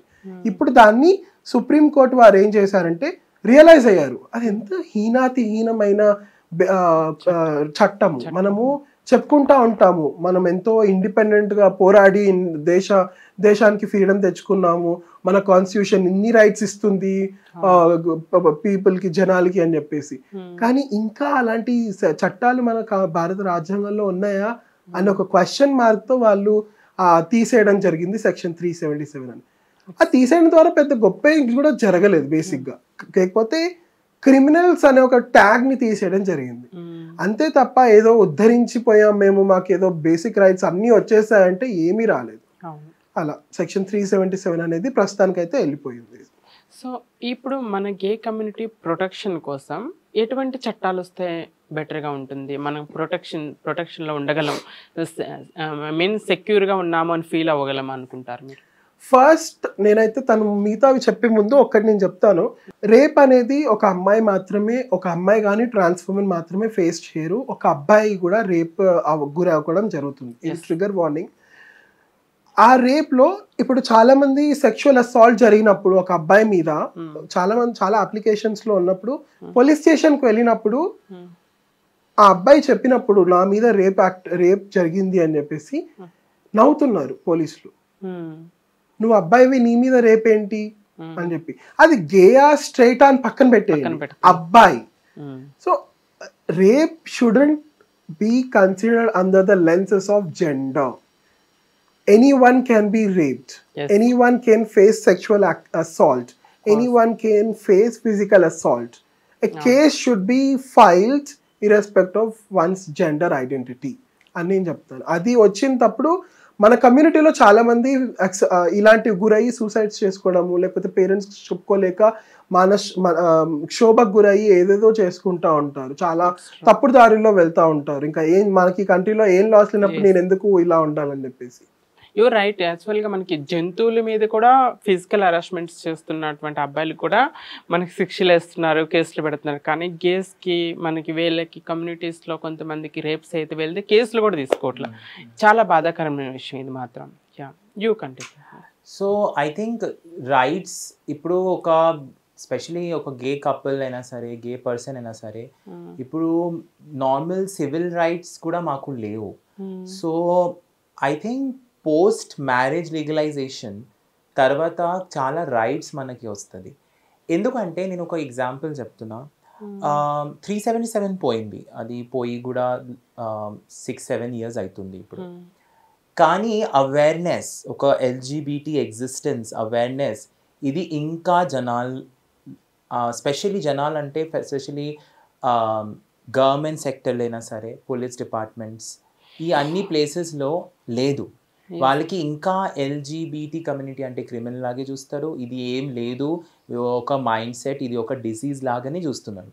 ఎందుకు అంటే మార్పు ఎలా వస్తుంది ఒకవేళ రైట్స్ మాకు దొట్టే. ఇప్పుడు last year I think last year example ఇస్తా. ఒక లెస్బియన్ కపుల్ వాళ్ళ ఫ్యామిలీ ఒక అమ్మాయికి ఫోర్స్ఫుల్గా ఒక హాస్పిటల్లో కన్వర్జన్ థెరపీ, అది కూడా మా ఇండియా నుంచి పోయింది, కానీ ఒక క్లినిక్లో ఫోర్స్ఫుల్గా వచ్చి నేను లెస్బియన్ అని చెప్తే, లేదు నీకు సైక్రాటిక్ ట్రీట్మెంట్ కావాలి, షాక్ ట్రీట్మెంట్ ఇస్తే నువ్వు చక్కగా అయిపోతావు అని తీసుకెళ్లారంట. ఏదో తినిపించి తీసుకెళ్లారు. తన పార్ట్నర్ నాకు రీచ్ అయ్యి ఇట్లా అవుతుంది అక్కడ వాళ్ళ ఫ్యామిలీ దగ్గర, నేను వెళ్తే నాకు ఏదో చేసేస్తారు అని, మీరు మాతో రండి. అప్పుడు వెళ్తే అక్కడ ఆ డాక్టర్కి అడిగితే, ఎందుకు మీరు ఎట్లా చేస్తున్నారు, మాకు ఒకసారి కలవయ్యండి అమ్మాయితో. లేదు, మీరు ఫస్ట్ కోర్ట్ నుంచి పర్మిషన్ తీసుకురండి, అప్పుడు మాట్లాడతాం. కానీ కోర్ట్ అప్పుడు క్లోజ్ ఉండే, ఎందుకంటే సాటర్డే అనమాట. సో పర్మిషన్ తీసుకురావడానికి కూడా మండే పడుతుంది. సో అప్పుడు నేను లాయర్తో టచ్లో ఉన్నప్పుడు నా లాయర్ ఏమనింది అంటే, దగ్గరున్న పోలీస్ స్టేషన్కి వెళ్ళి ఇన్ఫార్మ్ చేయండి, వాళ్ళు వచ్చి మీకు హెల్ప్ చేస్తారు. అదే చేసినాం. వెళ్తే ఆ పోలీస్ అక్కడ కూర్చున్న ఎస్ఐ ఎంత దారుణంగా మాట్లాడినారు ఆ అమ్మాయితో. మీకు సిగ్గు లేదా, ఇలా అంటే ఏంటి, మీరు ఇట్లా చేస్తున్నారు, వాళ్ళ పేరెంట్స్ ఏదో చేస్తే అది కరెక్టేనే ఉంటుంది, వాళ్ళు తండ్రులు కదా, వాళ్ళు ఇట్లా ఎలా వాళ్ళ గురించి అంటే డిఫరెంట్గా ఆలోచించుకుంటారు, కరెక్టే ఆలోచించుకున్నారు, ఒకవేళ ఏదో స్టెప్స్ తీసుకుంటే కూడా కరెక్టే చేస్తున్నారని ఒక్కసారి ఫోన్ కూడా చేయలేదు. ఇంకా మాతో వచ్చి ఒకసారి చూద్దాం ఏమవుతుంది, ఎందుకు అట్లా అవుతుంది అని దానికోసం కూడా రాలేదు, అక్కడే కూర్చున్నారు. ఇంకా అన్నాడు, ఇంకా ఒక్కసారి మీరు అక్కడ కనిపిస్తే మీ అందరికీ లాకర్లో అంటే మీ అందరికీ లోపల పెట్టేస్తాను నేను, ఇక్కడ లాక్ చేసి రేపు 1 day వరకు ఇక్కడే పెట్టి ఎఫ్ఐఆర్ చేస్తాను మీ పైన, వాళ్ళకి హెలాస్ చేస్తున్నానని. ఇట్లా చేస్తారు. నేను అన్నా, సార్ మీకు సెక్షన్ 377 గురించి తెలుసా, ఎవరు నువ్వు ఎందుకు మాట్లాడుతున్నా అడిగినాను. సార్ అది ఒక సెక్షన్, అది పోయింది, ఎల్జిబిటీ అనే ఒక క్రైమ్ లేదంటే ఏమీ తెలియదు వాళ్ళకి. ఒక ఎస్ఐ పొజిషన్లో, అది కూడా హైదరాబాద్ లాగే ఒక మెట్రోపాలిటన్ సిటీలో కూర్చున్నప్పుడు ఒక ఎస్ఐకి అసలు ఎల్జిబిటీ కమ్యూనిటీ ఏం తెలీదు, లా ఎప్పుడో పోయింది 7 years ముందు, అది తెలీదు. సో ఈ స్టోరీ ఎందుకు చెప్తున్నా అంటే, ఒకవేళ ఎక్కువ మనకి రైట్స్ వచ్చిందనుకోండి, అట్లీస్ట్ ఆ రైట్స్ భయంతో కొంతమంది చక్కగా ఉంటారు. ఎందుకంటే మన బాధలు తగ్గుతాయి. లైక్ అనిలు ఇందాక మీరు చెప్పిన ఇలాంటి వాళ్ళు మెంటల్ టార్చర్ చాలా తగ్గుతుంది. ఎందుకంటే ఒకవేళ అట్లా చేసిన అనుకోండి, వాళ్ళకి కూడా ఒక భయం ఉంటుంది. మేబీ వాళ్ళు acceptance is a different chapter all together. అది సొసైటీలో మార్పు రావాలి, సొసైటీ చేంజ్ అవ్వాలి. అది అయితే సైమల్టేనియస్ ప్రాసెస్, అది ఓకే. కానీ ఒక లాలో చేంజ్ వస్తే భయంతోనైనా ఆ కేసు రిజిస్టర్ చేస్తారు, భయంతోనైనా ఒకసారి ఆలోచించుకుంటారు, నేను ఇట్లా మాట్లాడితే వాళ్ళు పోయి బయట ఎవరికైనా చెప్పిన అనుకోండి నా జాబ్ పోతుంది. ఆ భయం ఫస్ట్ ఆఫ్ ఆల్ వస్తుంది. ఆ రైట్స్ వస్తే నేను అది కైండ్ ఆఫ్ వెరీ స్ట్రాంగ్లీ నేను బిలీవ్ చేసిన. ఎందుకంటే నేను గత 5-6 years నుంచి చూస్తున్నా, ఆ లా పోయింది కానీ పేపర్లో కూడా లా పోయింది. ఆ లాలో అంతా 100-200 page లాలో చాలా రాసి ఉంది. అన్ని గవర్నమెంట్ సెక్టర్లో, అన్ని గవర్నమెంట్ కాలేజ్, స్కూల్, గవర్నమెంట్ ఆఫీసెస్లో సెన్సిటైజేషన్ సెషన్ ఉండాలి, మన కమ్యూనిటీ గురించి పక్కా సెషన్స్, వర్క్షాప్ ఉండాలి, కానీ ఎక్కడ అవ్వలేదు. సో పేపర్లో వచ్చిన జడ్జ్మెంట్కి గ్రౌండ్లో implementation is also big challenge.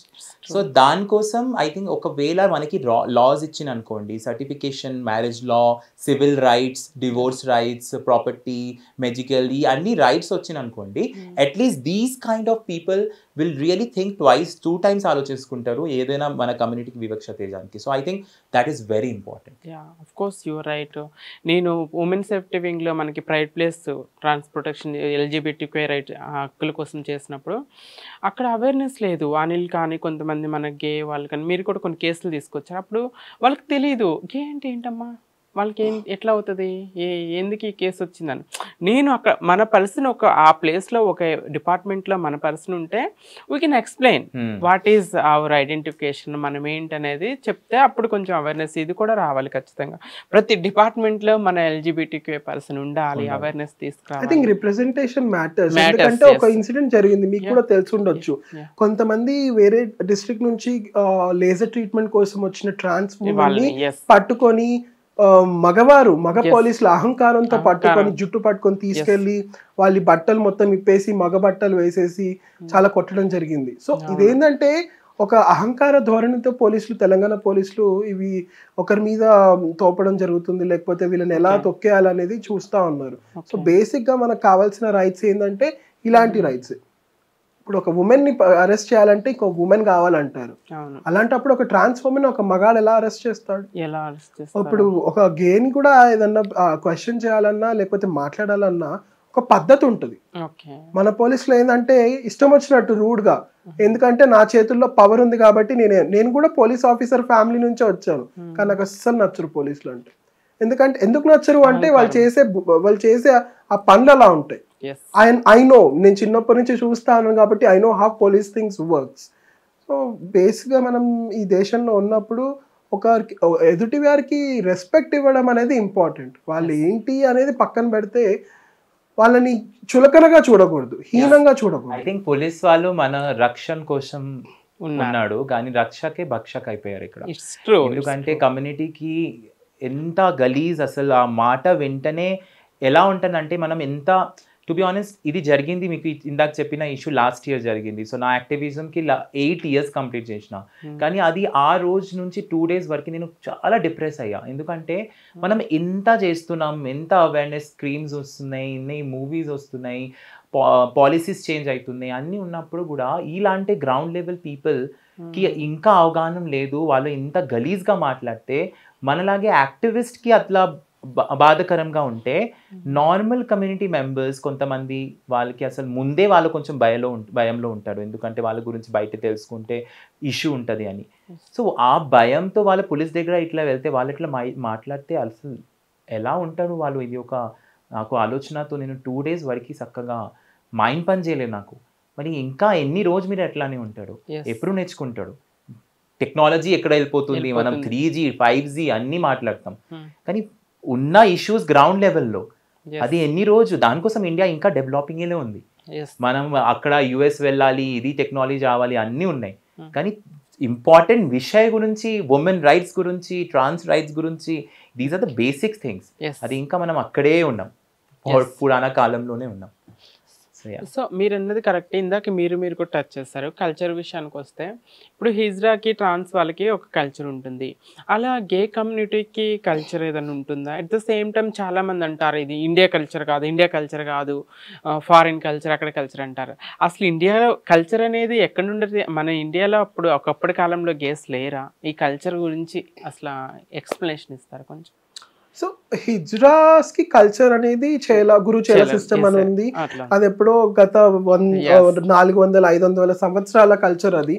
వీళ్ళు ఇప్పుడు వచ్చి మనది ఇది కల్చర్ కాదు, అది కల్చర్ కాదు, చిన్న ఇప్పుడు పుట్టిన వాళ్ళు ఏదో ఎగిసెగిసి మాట్లాడుతూ ఉంటారు, ఏం తెలియని వాళ్ళు, ఏదో బావిలో కప్పలాగా ఇదే మా ప్రపంచం అనుకుంటారు, కానీ బయటకు వచ్చి ఇంత ప్రపంచం ఉందనేది ఎవరికి తెలియదు. కానీ గేలో ఏంటంటే ఒక స్పెసిఫిక్ కల్చర్ అనేది లేదు ఏం బేసిక్ గా, కానీ ఒక ఫ్యామిలీ లాగా ఉన్నప్పుడు రిలేషన్షిప్స్ అని ఏర్పాటు అవుతూ ఉంటాయి. లేకపోతే ఎలా అంటే నిన్ను బాబాయ్ అని పిలవడమో, లేకపోతే డాడీ అని పిలవడము, ఇప్పుడు కొత్తగా వచ్చే జనరేషన్ వాళ్ళు. కానీ స్పెసిఫిక్ గా ఒక కల్చర్ అనేది ఏం లేదు. దానికి ఒక పేరు ఇవ్వడం జరిగింది, వెస్టర్న్ కల్చర్ అని చెప్పేసి. ఆ వెస్టర్న్ కల్చర్ అసలు కానే కాదు అది. మన మహాభారతంలో చూసుకున్నా కూడా శిఖండిని ఉంది ట్రాన్స్ మెన్ రిప్రజెంటేటివ్ గా, బ్రిన్హలా ఉంది అర్జున్ క్రాస్ డ్రెస్ చేసేసి, అదొక ట్రాన్స్ ఉమెన్ బేసిక్ రిప్రజెంటేషన్. ఎన్నో మనకి ఇప్పుడు కేరళకి వెళ్తే అయ్యప్ప ఉన్నారు, he's born to lord Shiva and lord Vishnu. మోహినికి పుట్టారు కరెక్టే, కానీ ఆ అవతారం ఎవరిది? విష్ణుదే కదా. అంటే ఇప్పుడు పేరు కూడా చూసుకుంటే అయ్యా అప్ప అంటే born to dance basically. So అంటే తను గే, ఇప్పుడు శివుడు గే అనో లేకపోతే విష్ణు గే అనో నేను చెప్పట్లేదు, కానీ వాళ్ళకి మనకు ఒక మెసేజ్ చెప్పించారు. ఇప్పుడు ఈ జెండర్ బట్టి అవన్నీ డిస్క్రిమినేట్ చేయకూడదు, ఇలా కూడా ఉండొచ్చు. అర్ధనారీశ్వరు ఉన్నారు ఇప్పుడు మనకి, ఆదా మగవారు ఆదా ఆడవారు అని చెప్పేసి. సో మన కల్చర్ మనకు నేర్పిస్తుంది. మనం ఏంటంటే ఒక బాబాలు ఏదో చెప్పేసేసరికి నమ్మేసి వీళ్ళని ఇది వెస్టర్న్ కల్చర్ వీళ్ళని. మీరు ఇందాక హేటెడ్ కమెంట్స్ గురించి అడిగినప్పుడు నాకు నా సోషల్ మీడియాలో నేను చాలా ఇంటర్వ్యూస్ ఇచ్చినప్పుడు కొన్ని పాజిటివ్ కామెంట్స్ వస్తాయి, కొన్ని కామెంట్స్ ఏంటంటే వీళ్ళని తగలబెట్టేస్తే కూడా మంచిదే, అలాంటి కామెంట్స్ కూడా వస్తూ ఉంటాయి.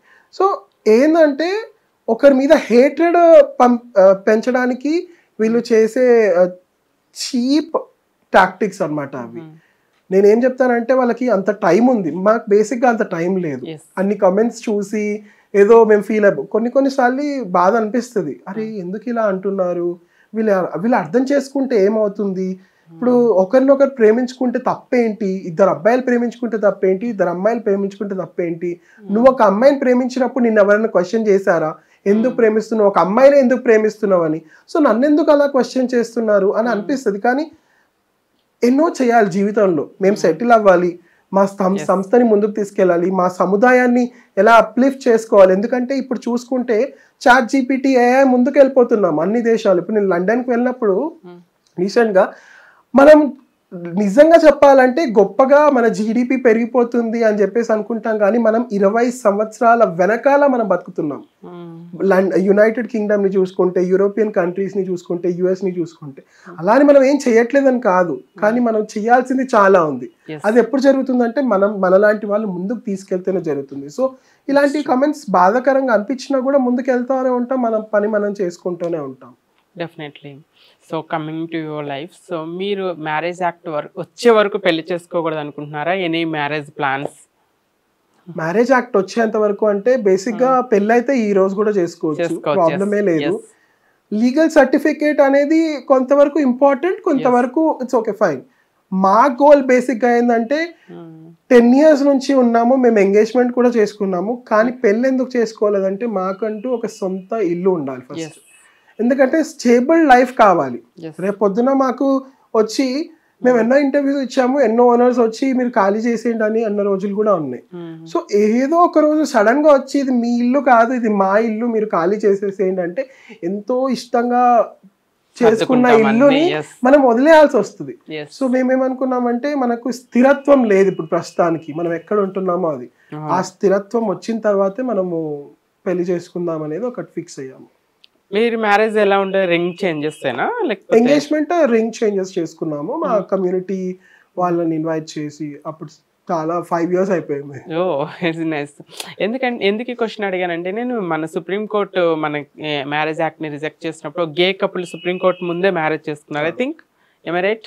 సో అలా చేసుకున్నారు కదా, అలా మీరు కూడా ఎక్కువ మ్యారేజెస్ జరిగితే అప్పుడు అవేర్నెస్ వస్తుంది, ఇంకా కొంతమంది మిమ్మల్ని చూసి కూడా ధైర్యంగా స్టెప్ ఇన్ అవుతారు కదా, ముందుకు వస్తూ ఉంటారు. మనకి కాకుండా మ్యారేజెస్ అవుతూనే ఉన్నాయి. హైదరాబాద్ లో, తెలంగాణలో, ఆంధ్రప్రదేశ్ లో, కేరళలో, చెన్నైలో, ఒకవేళ సౌత్ లో మాట్లాడితే చాలా మ్యారేజెస్ అయింది 2018 తర్వాత ఇప్పటి వరకు. సో ఐ థింక్ మన కాకుండా చాలా మంది ఆల్రెడీ అవేర్నెస్ చేస్తూనే ఉన్నారు. So it's good that everything మొత్తం మనమే చేసుకోవాలంటే ఏం రూల్ లేదు కదా. మన కమ్యూనిటీలో ఎవరైనా చేస్తే అది కూడా ఇన్స్పిరేషన్, వాళ్ళైతే మనకి ఇన్స్పిరేషన్ కి ఇట్లా చేసుకోవాలి. ఇంకా హైదరాబాద్ లో కూడా చాలా పెళ్లి అయింది, కొన్ని పెళ్లి నేను కూడా అటెండ్ అయినా, చాలా హ్యాపీగా ఫీల్ అయ్యా. ఓకే, మన కమ్యూనిటీ పెళ్లి అయితే మొత్తం స్పెషలీ ఆ హల్దీ, సంగీత్ అన్ని ప్రాసెస్ ఉంటాయి కదా, అన్ని మన కమ్యూనిటీలో అవుతుందంటే ఇంత హ్యాపీగా ఉంటుంది. సో ఐ థింక్ ఇంకొక పాయింట్ ఏంటంటే, ఇందాక అనిల్ మాట్లాడుతున్నాను, ఆ పాయింట్లో వెస్టర్న్ కల్చర్ అని చాలా టైం వచ్చింది. మనం ఎప్పుడైనా కొనార్క్ టెంపుల్ ఒరిస్సా, ఇంకా ఖజురాహో టెంపుల్ MP, అక్కడ వెళ్తే మొత్తం టెంపుల్లోనే మన రిప్రజెంటేషన్ ఉంది ఆల్రెడీ. ఆ టెంపుల్స్ ఇప్పటిది కాదు, అది ఎప్పుడో అయింది, బ్రిటిష్ ముందు కూడా అవ్వచ్చు కొన్ని టెంపుల్.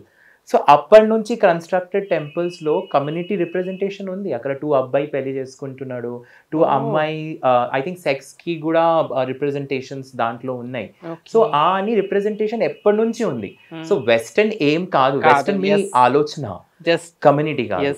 సో ఇది మనం అర్థం చేసుకోవాలి. మాకు హిందూ రిలీజన్ లో ఇందాక చెప్పినప్పుడు అయ్యప్ప ఇవన్నీ గాడ్ దగ్గర నుంచి చూసుకుంటే హ్యూమన్ ఆర్కిటెక్చర్ వరకు కూడా ఎంత ఫ్యాషనబుల్, ఎంత ఓపెన్ మైండెడ్ ఆ టైం నుంచి ఉన్నారు. సో బ్రిటిష్ వచ్చి లేకపోతే తర్వాత వచ్చింది, లేకపోతే ఈ 21st century ఇవన్నీ వస్తుంది అట్లా ఏం లేదు. ఎప్పటి నుంచి ఉంది.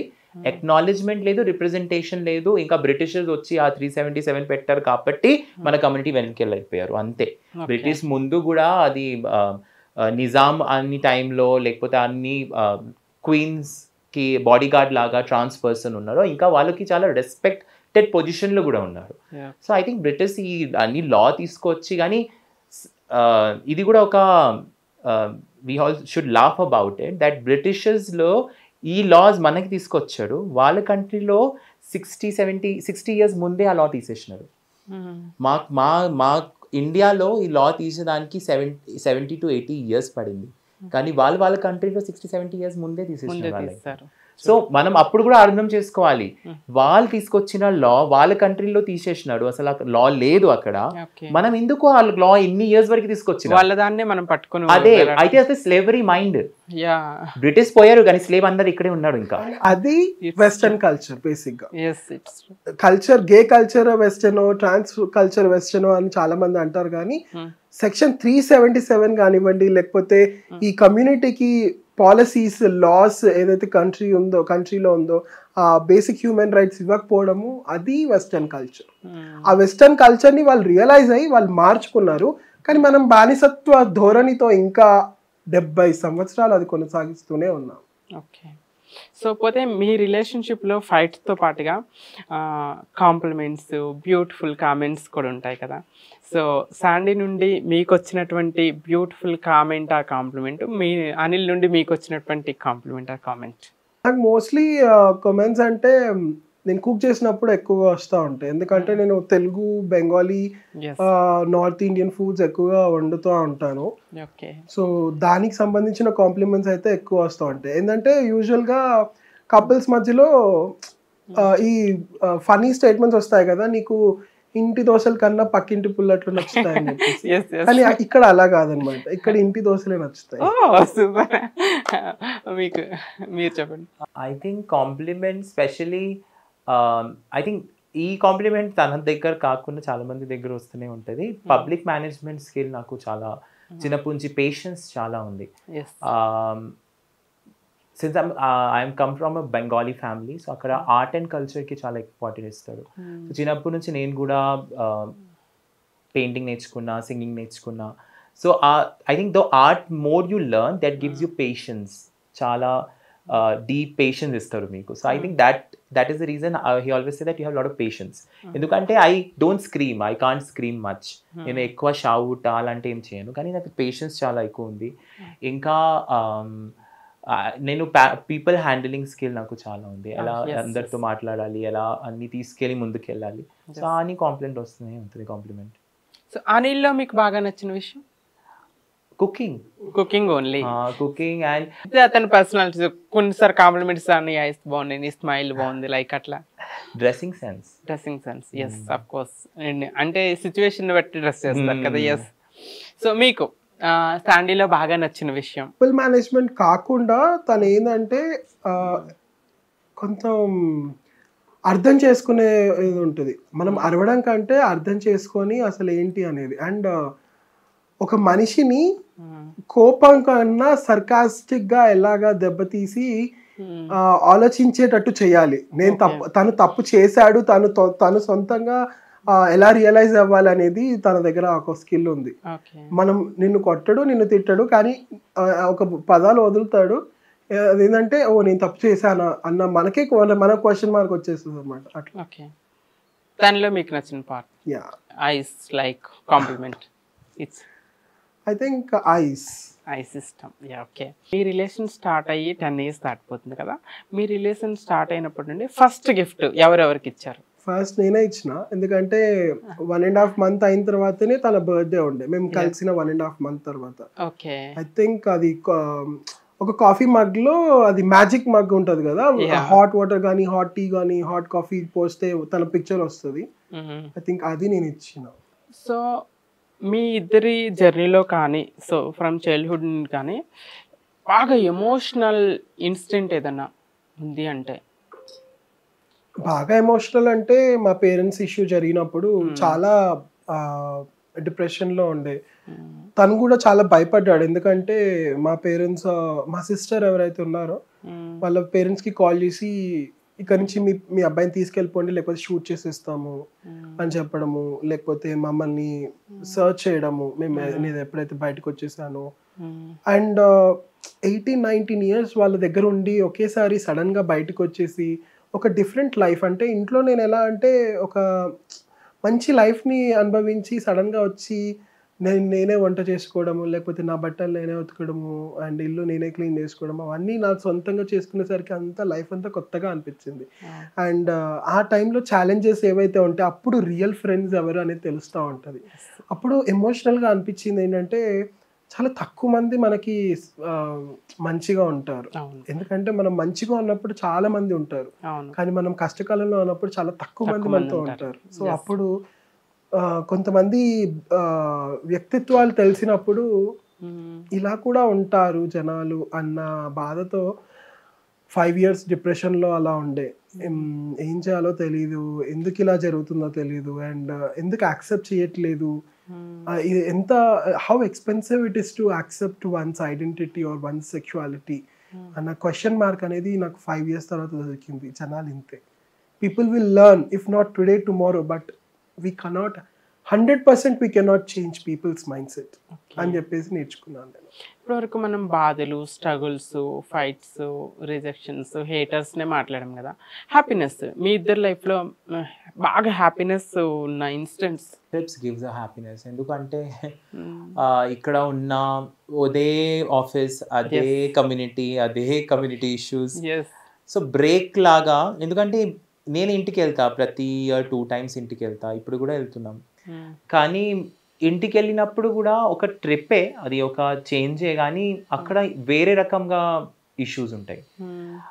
ఒక టైంలో చెప్పలేకపోతున్నా అని మైండ్లో నడుస్తూనే ఉంటుంది. ఇప్పుడైతే తెలిసిన తర్వాత వాళ్ళు అట్లా నాకు చూస్తున్నాడు, వాళ్ళు ఏం ఆలోచించుకుంటున్నారు, అక్కడ వెళ్తే ఫేస్ ఎలా చేయాలి, ఇంకా చుట్టుపక్కల వాళ్ళు రిలేటివ్స్ కూడా అడుగుతూనే ఉంటుంది పెళ్ళి ఎప్పుడు.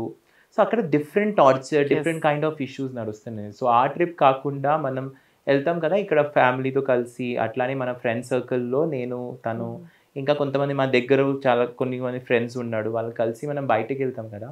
Those are the happiest moment, ఎందుకంటే that time you get free time to be you, నీలాగే ఉండొచ్చు, ఎవరు జడ్జ్మెంట్ చేసిన వాళ్ళు ఎవరు లేదు. ఇంకా మనతో మా కమ్యూనిటీ వాళ్ళు వెళ్తారే అంటే మాకు ఒక సేఫ్ కూడా ఉంటుంది. I think those moments are the happiest moment I believe.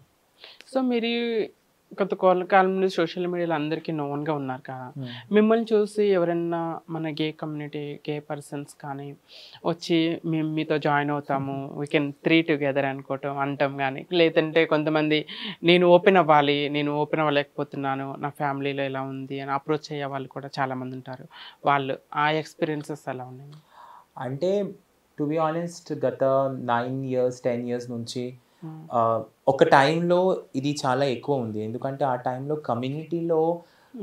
కమ్యూనిటీకి నేను ఒక కమ్యూనిటీ నుంచి వస్తున్నా అని ఫస్ట్ నేనే యాక్సెప్ట్ చేసి, దాని తర్వాత నా ఫ్యూచర్ గోల్ అన్నీ నాకు ముందు ప్లాన్ చేసి, లైక్ నాకు ఇది లైఫ్లో చేయాలి, ఇక్కడ వెళ్ళాలి, నేను ఒక అబ్బాయిని పెళ్లి చేసుకుంటా, లేకపోతే ఈ కమ్యూనిటీలో ఉండి నాకు లైఫ్ ముందు తీసుకెళ్ళాలని క్లారిటీ వచ్చిన తర్వాత చాలా మంది అట్లా అప్రోచ్ అయ్యారు. ఎందుకంటే ఆ టైంలో కమ్యూనిటీలో ఎక్కువ మంది పెళ్లి చేసుకున్నారు, అమ్మాయిని పెళ్లి చేసుకున్నారు, ఎందుకంటే సొసైటీ ప్రెషర్, అప్పుడు అంత కమ్యూనిటీ గురించి బయట టాక్స్ లేవు, ఎలా ఉండాలి, కమ్యూనిటీకి సపోర్ట్ సిస్టమ్స్ లేవు, NGOs లేవు. సో ఐ థింక్ ఆ అన్ని భయంతో సొసైటీ ప్రెషర్ ఫ్యామిలీ ప్రెషర్తో పెళ్లి చేసుకున్న వాళ్ళే 90% ఉన్నారు. తక్కువ మంది, 90 కాదు 95 చెప్పొచ్చు. 5% కమ్యూనిటీలో ఒక చాలా యూనో వాట్ యు సే చాలా మెచ్యూరిటీ పెట్టుకొని, లేదు నేను ఒక కమ్యూనిటీలో ఉండి ఒక అబ్బాయిని చూసుకొని ఇలాంటి కమ్యూనిటీ ఇష్యూస్ హ్యాండిల్ చేసి ముందుకెళ్దామని చాలా తక్కువ మంది ఉన్నారు. సో నేనున్నా కాబట్టి ఆబ్వియస్లీ చాలా ప్రపోజల్ రిలేషన్ తర్వాత మధ్యలో ఇప్పుడు ఇంకా కూడా వస్తాయి. ఇప్పుడు కూడా చాలా మంది వచ్చి who doesn't know that I am already in relation, they keep asking నీకు ఇంకా అంటే నువ్వు అంతా మంచి మాట్లాడతావు, you have a family, you have a place, you have everything, you have a job, you have a family support, ఏదేదో అంటాడు. వాళ్ళకి తెలియదు కదా ఏమేమి ఉన్నాయి లోపల, కానీ వాళ్ళ పైన నుంచి చూస్తే ఒక యాక్టివిస్ట్ లైఫ్ చాలా హ్యాపెనింగ్ లైఫ్, చాలా ఇంట్రెస్టింగ్ లైఫ్ అనిపిస్తుంది, కానీ లోపల యాక్టివిస్ట్ లైఫ్ చాలా డిఫికల్ట్ ఉంది, వాళ్ళకి అర్థం కాదు. సో అది చూసి why don't we talk, why don't we meet. So ఒక్క టైంలో అది ఎక్కువ అయింది, ఇన్సెక్యూరిటీ కూడా అయింది, గొడవ కూడా అయింది పెద్ద పెద్ద. కానీ అయితే ఇప్పుడు అయితే we have reach that maturity that we know people will come, people will go, but we have to be together. So ఆ మైండ్ సెట్ ఆ మ్యూచువల్ అండర్స్టాండింగ్ మాకు ఉంది. ఎందుకంటే నేను కూడా ఇది చూసిన, రిలేషన్లో వచ్చినప్పుడు చాలామంది మా ఫౌండేషన్లో వాలంటీర్స్ కాకుండా మా ఫ్రెండ్స్ వాళ్ళు కూడా కమ్యూనిటీ నుంచి మొత్తం దూరం అయిపోతారు. ఎవరితో టచ్ ఉండకుండా అందరు నంబర్ బ్లాక్ చేసి వాళ్ళు ఇద్దరే ఉంటారు. కానీ కొన్ని రోజులు వాళ్ళకి మళ్ళీ బ్రేకప్ అయిపోతుంది. ఎందుకు అంటే when we are living in a society, we have to be with the society. మన కమ్యూనిటీ సొసైటీ మన కమ్యూనిటీ వాళ్ళే. సో వాళ్ళు కూడా మన ఫ్రెండ్ లాగే మనతో ఉండాలి, లేకపోతే సోషియో ఆస్పెక్ట్ మీకు మిస్ అయిపోతుంది. ఎన్ని రోజు మీరు ఇద్దరు కలిసి ఉంటారు, ఆ సోషల్ రెస్పాన్సిబిలిటీ, సోషియో లవ్ ఇవన్నీ ఉండాలి. సో అది చాలా important. So that's the reason we meet people, we talk, we ask them to come down to home. కానీ ఒక లిమిట్ ఉంటుంది, ఏదో ఒక లైన్ ఉంటుంది, ఆ లైన్ మా ఇద్దరికి తెలుసు. సో అప్పటి వరకు వీ హ్యావ్ దాట్ అండర్స్టాండింగ్. ఎందుకంటే తను కూడా సోలో ట్రావెల్ చేస్తారు పని ఈవెంట్స్ కోసం, నేను కూడా ఈ సోలో ట్రావెల్ చేస్తాను. అలాంటే చాలా ఇన్సెక్యూరిటీ, లేకపోతే ఒక లేదు నువ్వు ఎందుకు తనతో మాట్లాడుతున్నాడు, ఎందుకు తన నంబర్ సేవ్ చేసుకున్నావు, అలాంటి మనం మధ్యలో ఒక టైంలో అది కూడా చేసిన. యంగ్ ఏజ్లో 20s, 21, 22 అది చాలా అయింది. కానీ ఇప్పుడు we have reach that level that we think these are small things. ఆ మెచ్యూరిటీ వచ్చింది మధ్యలో. అంటే మనం ఒక్కొక్కసారి రికగ్నైజేషన్, ఐడెంటిఫికేషన్ వస్తుంది కదా, మీరు సెల్ఫ్ ఐడెంటిఫికేషన్ ఏ ఏజ్లో చేసుకున్నారు మీ ఇద్దరు? నేనైతే 20-21 ఆ ఏజ్లో. ఎందుకంటే నేను 19 yearsలో హైదరాబాద్కి వచ్చిన. నేను 19 ఉన్నప్పుడు నాకు అసలు కమ్యూనిటీలో కూడా తెలియదు, కూడా తెలియదు అప్పుడు. ఎందుకంటే అక్కడ ఏమీ లేదు, నేను కొంచెం డిఫరెంట్ నాకు తెలుసు, కానీ ఏంటి నాకేం తెలియదు. రీసెర్చ్ లేదు అప్పుడు, ఇంటర్నెట్ లేదు అంతా మా సైడ్లో, 2G కూడా లేదు. 2G ఉండి అది కూడా ఇట్లా ఒక పేజ్ ఓపెన్ చేయడానికి 15 minutes పడింది. ఆ టైం సిచ్యువేషన్ నేను వచ్చినప్పుడు ఇక్కడ వచ్చి ఐ థింక్ 2 yearsలో నేను నా గురించి మొత్తం తెలుసుకున్నాను. సో ఐ థింక్ 21-22 ఆ ఏజ్. నాకైతే 9th, 10th క్లాస్లోనే అర్థమైపోయింది. మేబీ చిన్నప్పుడే అర్థమై ఉండొచ్చు, కానీ ఎగ్జాక్ట్గా కంప్లీట్గా తెలియదు. కానీ 9th, 10thలో నేను రీసెర్చ్ చేసుకున్నాను, నాకు ఎవరంటే ఇష్టం అనేది నేను తెలుసుకున్నాను, కానీ బయట చెప్పలేకపోయాను అంతే. సో అప్కమింగ్ గే కమ్యూనిటీకి కానీ ఎవరైనా ప్రాబ్లమ్స్ ఫేస్ చేస్తున్నారో, సెల్ఫ్ ఐడెంటిఫికేషన్ చెప్పుకోవడానికి ఎవరైతే భయపడుతున్నారో, వెనకాడుతున్నారో, అలాంటి వాళ్ళకి మీరు ఇచ్చే సలహాలు ఏమి? నేను చెప్పేది ఒకటే ఏంటంటే, స్ట్రైట్ కమ్యూనిటీ ఎప్పుడు వచ్చి నేను స్ట్రైట్ అని పబ్లిష్ చేసుకోదు. So coming out for anyone from LGBT community is not a mandatory thing, but your representation matters. You have to sit in a position where you can bring policies. You have to achieve certain goals so that you can tell people that we all can achieve goals. So కొత్త జనరేషన్కి నేను చెప్పేది ఏంటంటే, ప్రేమించండి, relationship చూసుకోండి, ఫ్యామిలీని చూసుకోండి, అలాగే మీరు కెరియర్ మీద ఫస్ట్ ఫోకస్ చేయండి. Because if you do not have career, nothing is going to help. And మన ఎడ్యుకేషన్ అండ్ మనం సెటిల్ అయ్యి మంచి జాబ్ చేస్తేనే వేరే వాళ్ళు, ఎదుటి వాళ్ళు మనం చూసి, ఓ వీడు సెటిల్ అయ్యాడు అంటే వీడు సక్సెస్ఫుల్ పర్సన్ అని చెప్పేసి నలుగురు వింటారు మనం చెప్పేది కూడా. మనం ఏం చేయకుండా ఉంటే నేను ఏం చేయను అని చెప్పేస్తే ఏం జరగదు అక్కడ. మనం కూడా ఒక తప్పుడు మెసేజ్ ఇవ్వడం జరుగుతుంది. మనం ప్రాబ్లమ్స్ ఫేస్ చేస్తున్నాము, but we are blessed with that problem, that we have to challenge that problem so that we can achieve certain goals, so that we can be influencers. ఇప్పుడు మనము ఇన్ఫ్లుయెన్సర్స్ గురించి మాట్లాడుకున్నప్పుడు మొత్తం straight వాళ్ళే ఎక్కువ మంది ఉంటారు. So why they only become celebrities or why only they become influencers? Why can't we? Influencers అంటే సినిమాలో రావడగానే ఇన్ఫ్లుయెన్సర్స్ అయిపోరు. You achieve your goals, you are an influencer. You achieve your career goals, you are a celebrity.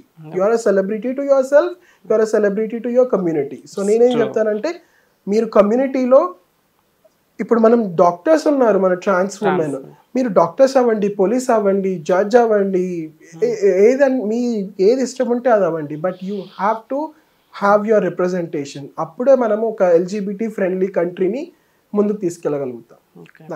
So my final question, so మీ future goals, dreams, like ఏమైనా future plannings ఏంటి? నా future goal ఏంటంటే, ఏదైతే సంస్థను మేము ఏర్పాటు చేశామో దాన్ని ముందుకు తీసుకెళ్ళి దాని ద్వారా ఎన్నో వేల మంది, లక్షల మందికి హెల్ప్ చేయడం. తెలంగాణ, ఆంధ్రప్రదేశ్, లేకపోతే రేపు పొద్దున మౌకా వస్తే మొత్తం భారతదేశంలో మన కమ్యూనిటీ ఏదైతే ఉందో వాళ్ళకి అప్లిఫ్ట్ చేయడము. కానీ పర్సనల్గా అయితే I'm very much interested in politics.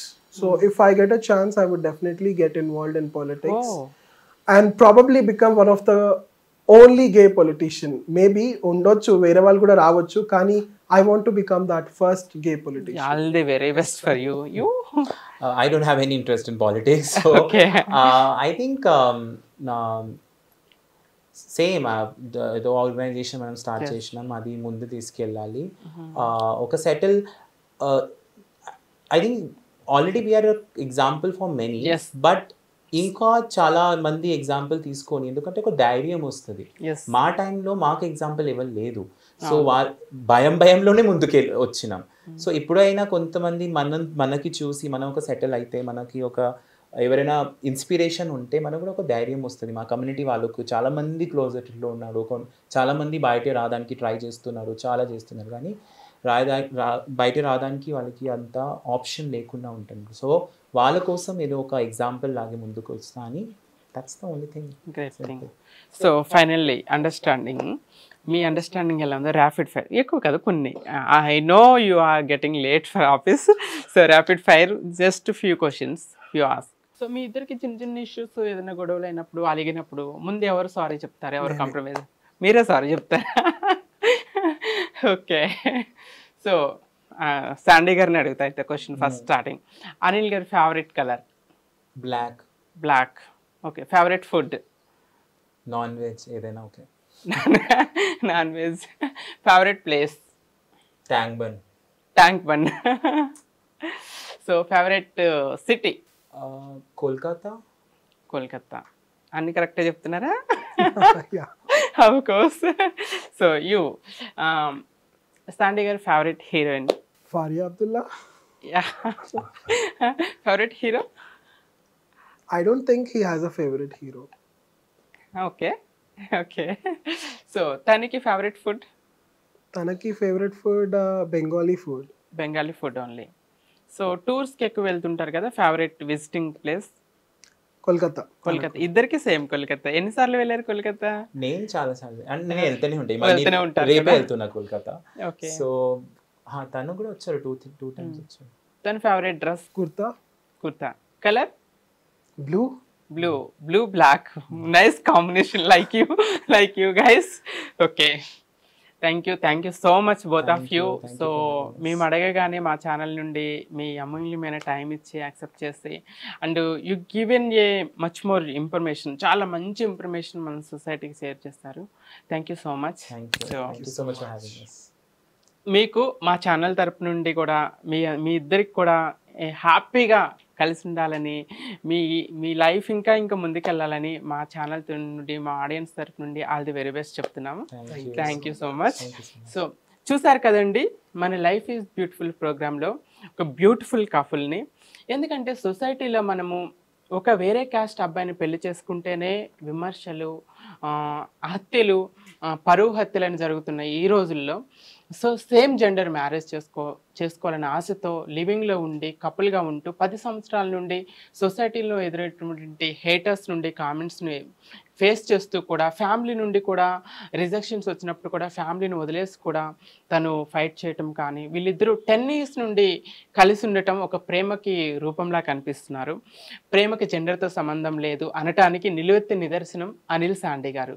So వాళ్ళిద్దరికీ ఆల్ ది వెరీ బెస్ట్ చెప్పుకుంటూ మన లైఫ్ ఈజ్ బ్యూటిఫుల్లో వాళ్ళ బ్యూటిఫుల్ లైఫ్ జర్నీని చూసాం కదా. సో మరొక ఎపిసోడ్లో మరొక బ్యూటిఫుల్ లైఫ్ జర్నీతో మీ ముందుకు వస్తాను. అప్పటి వరకు స్టే ట్యూన్.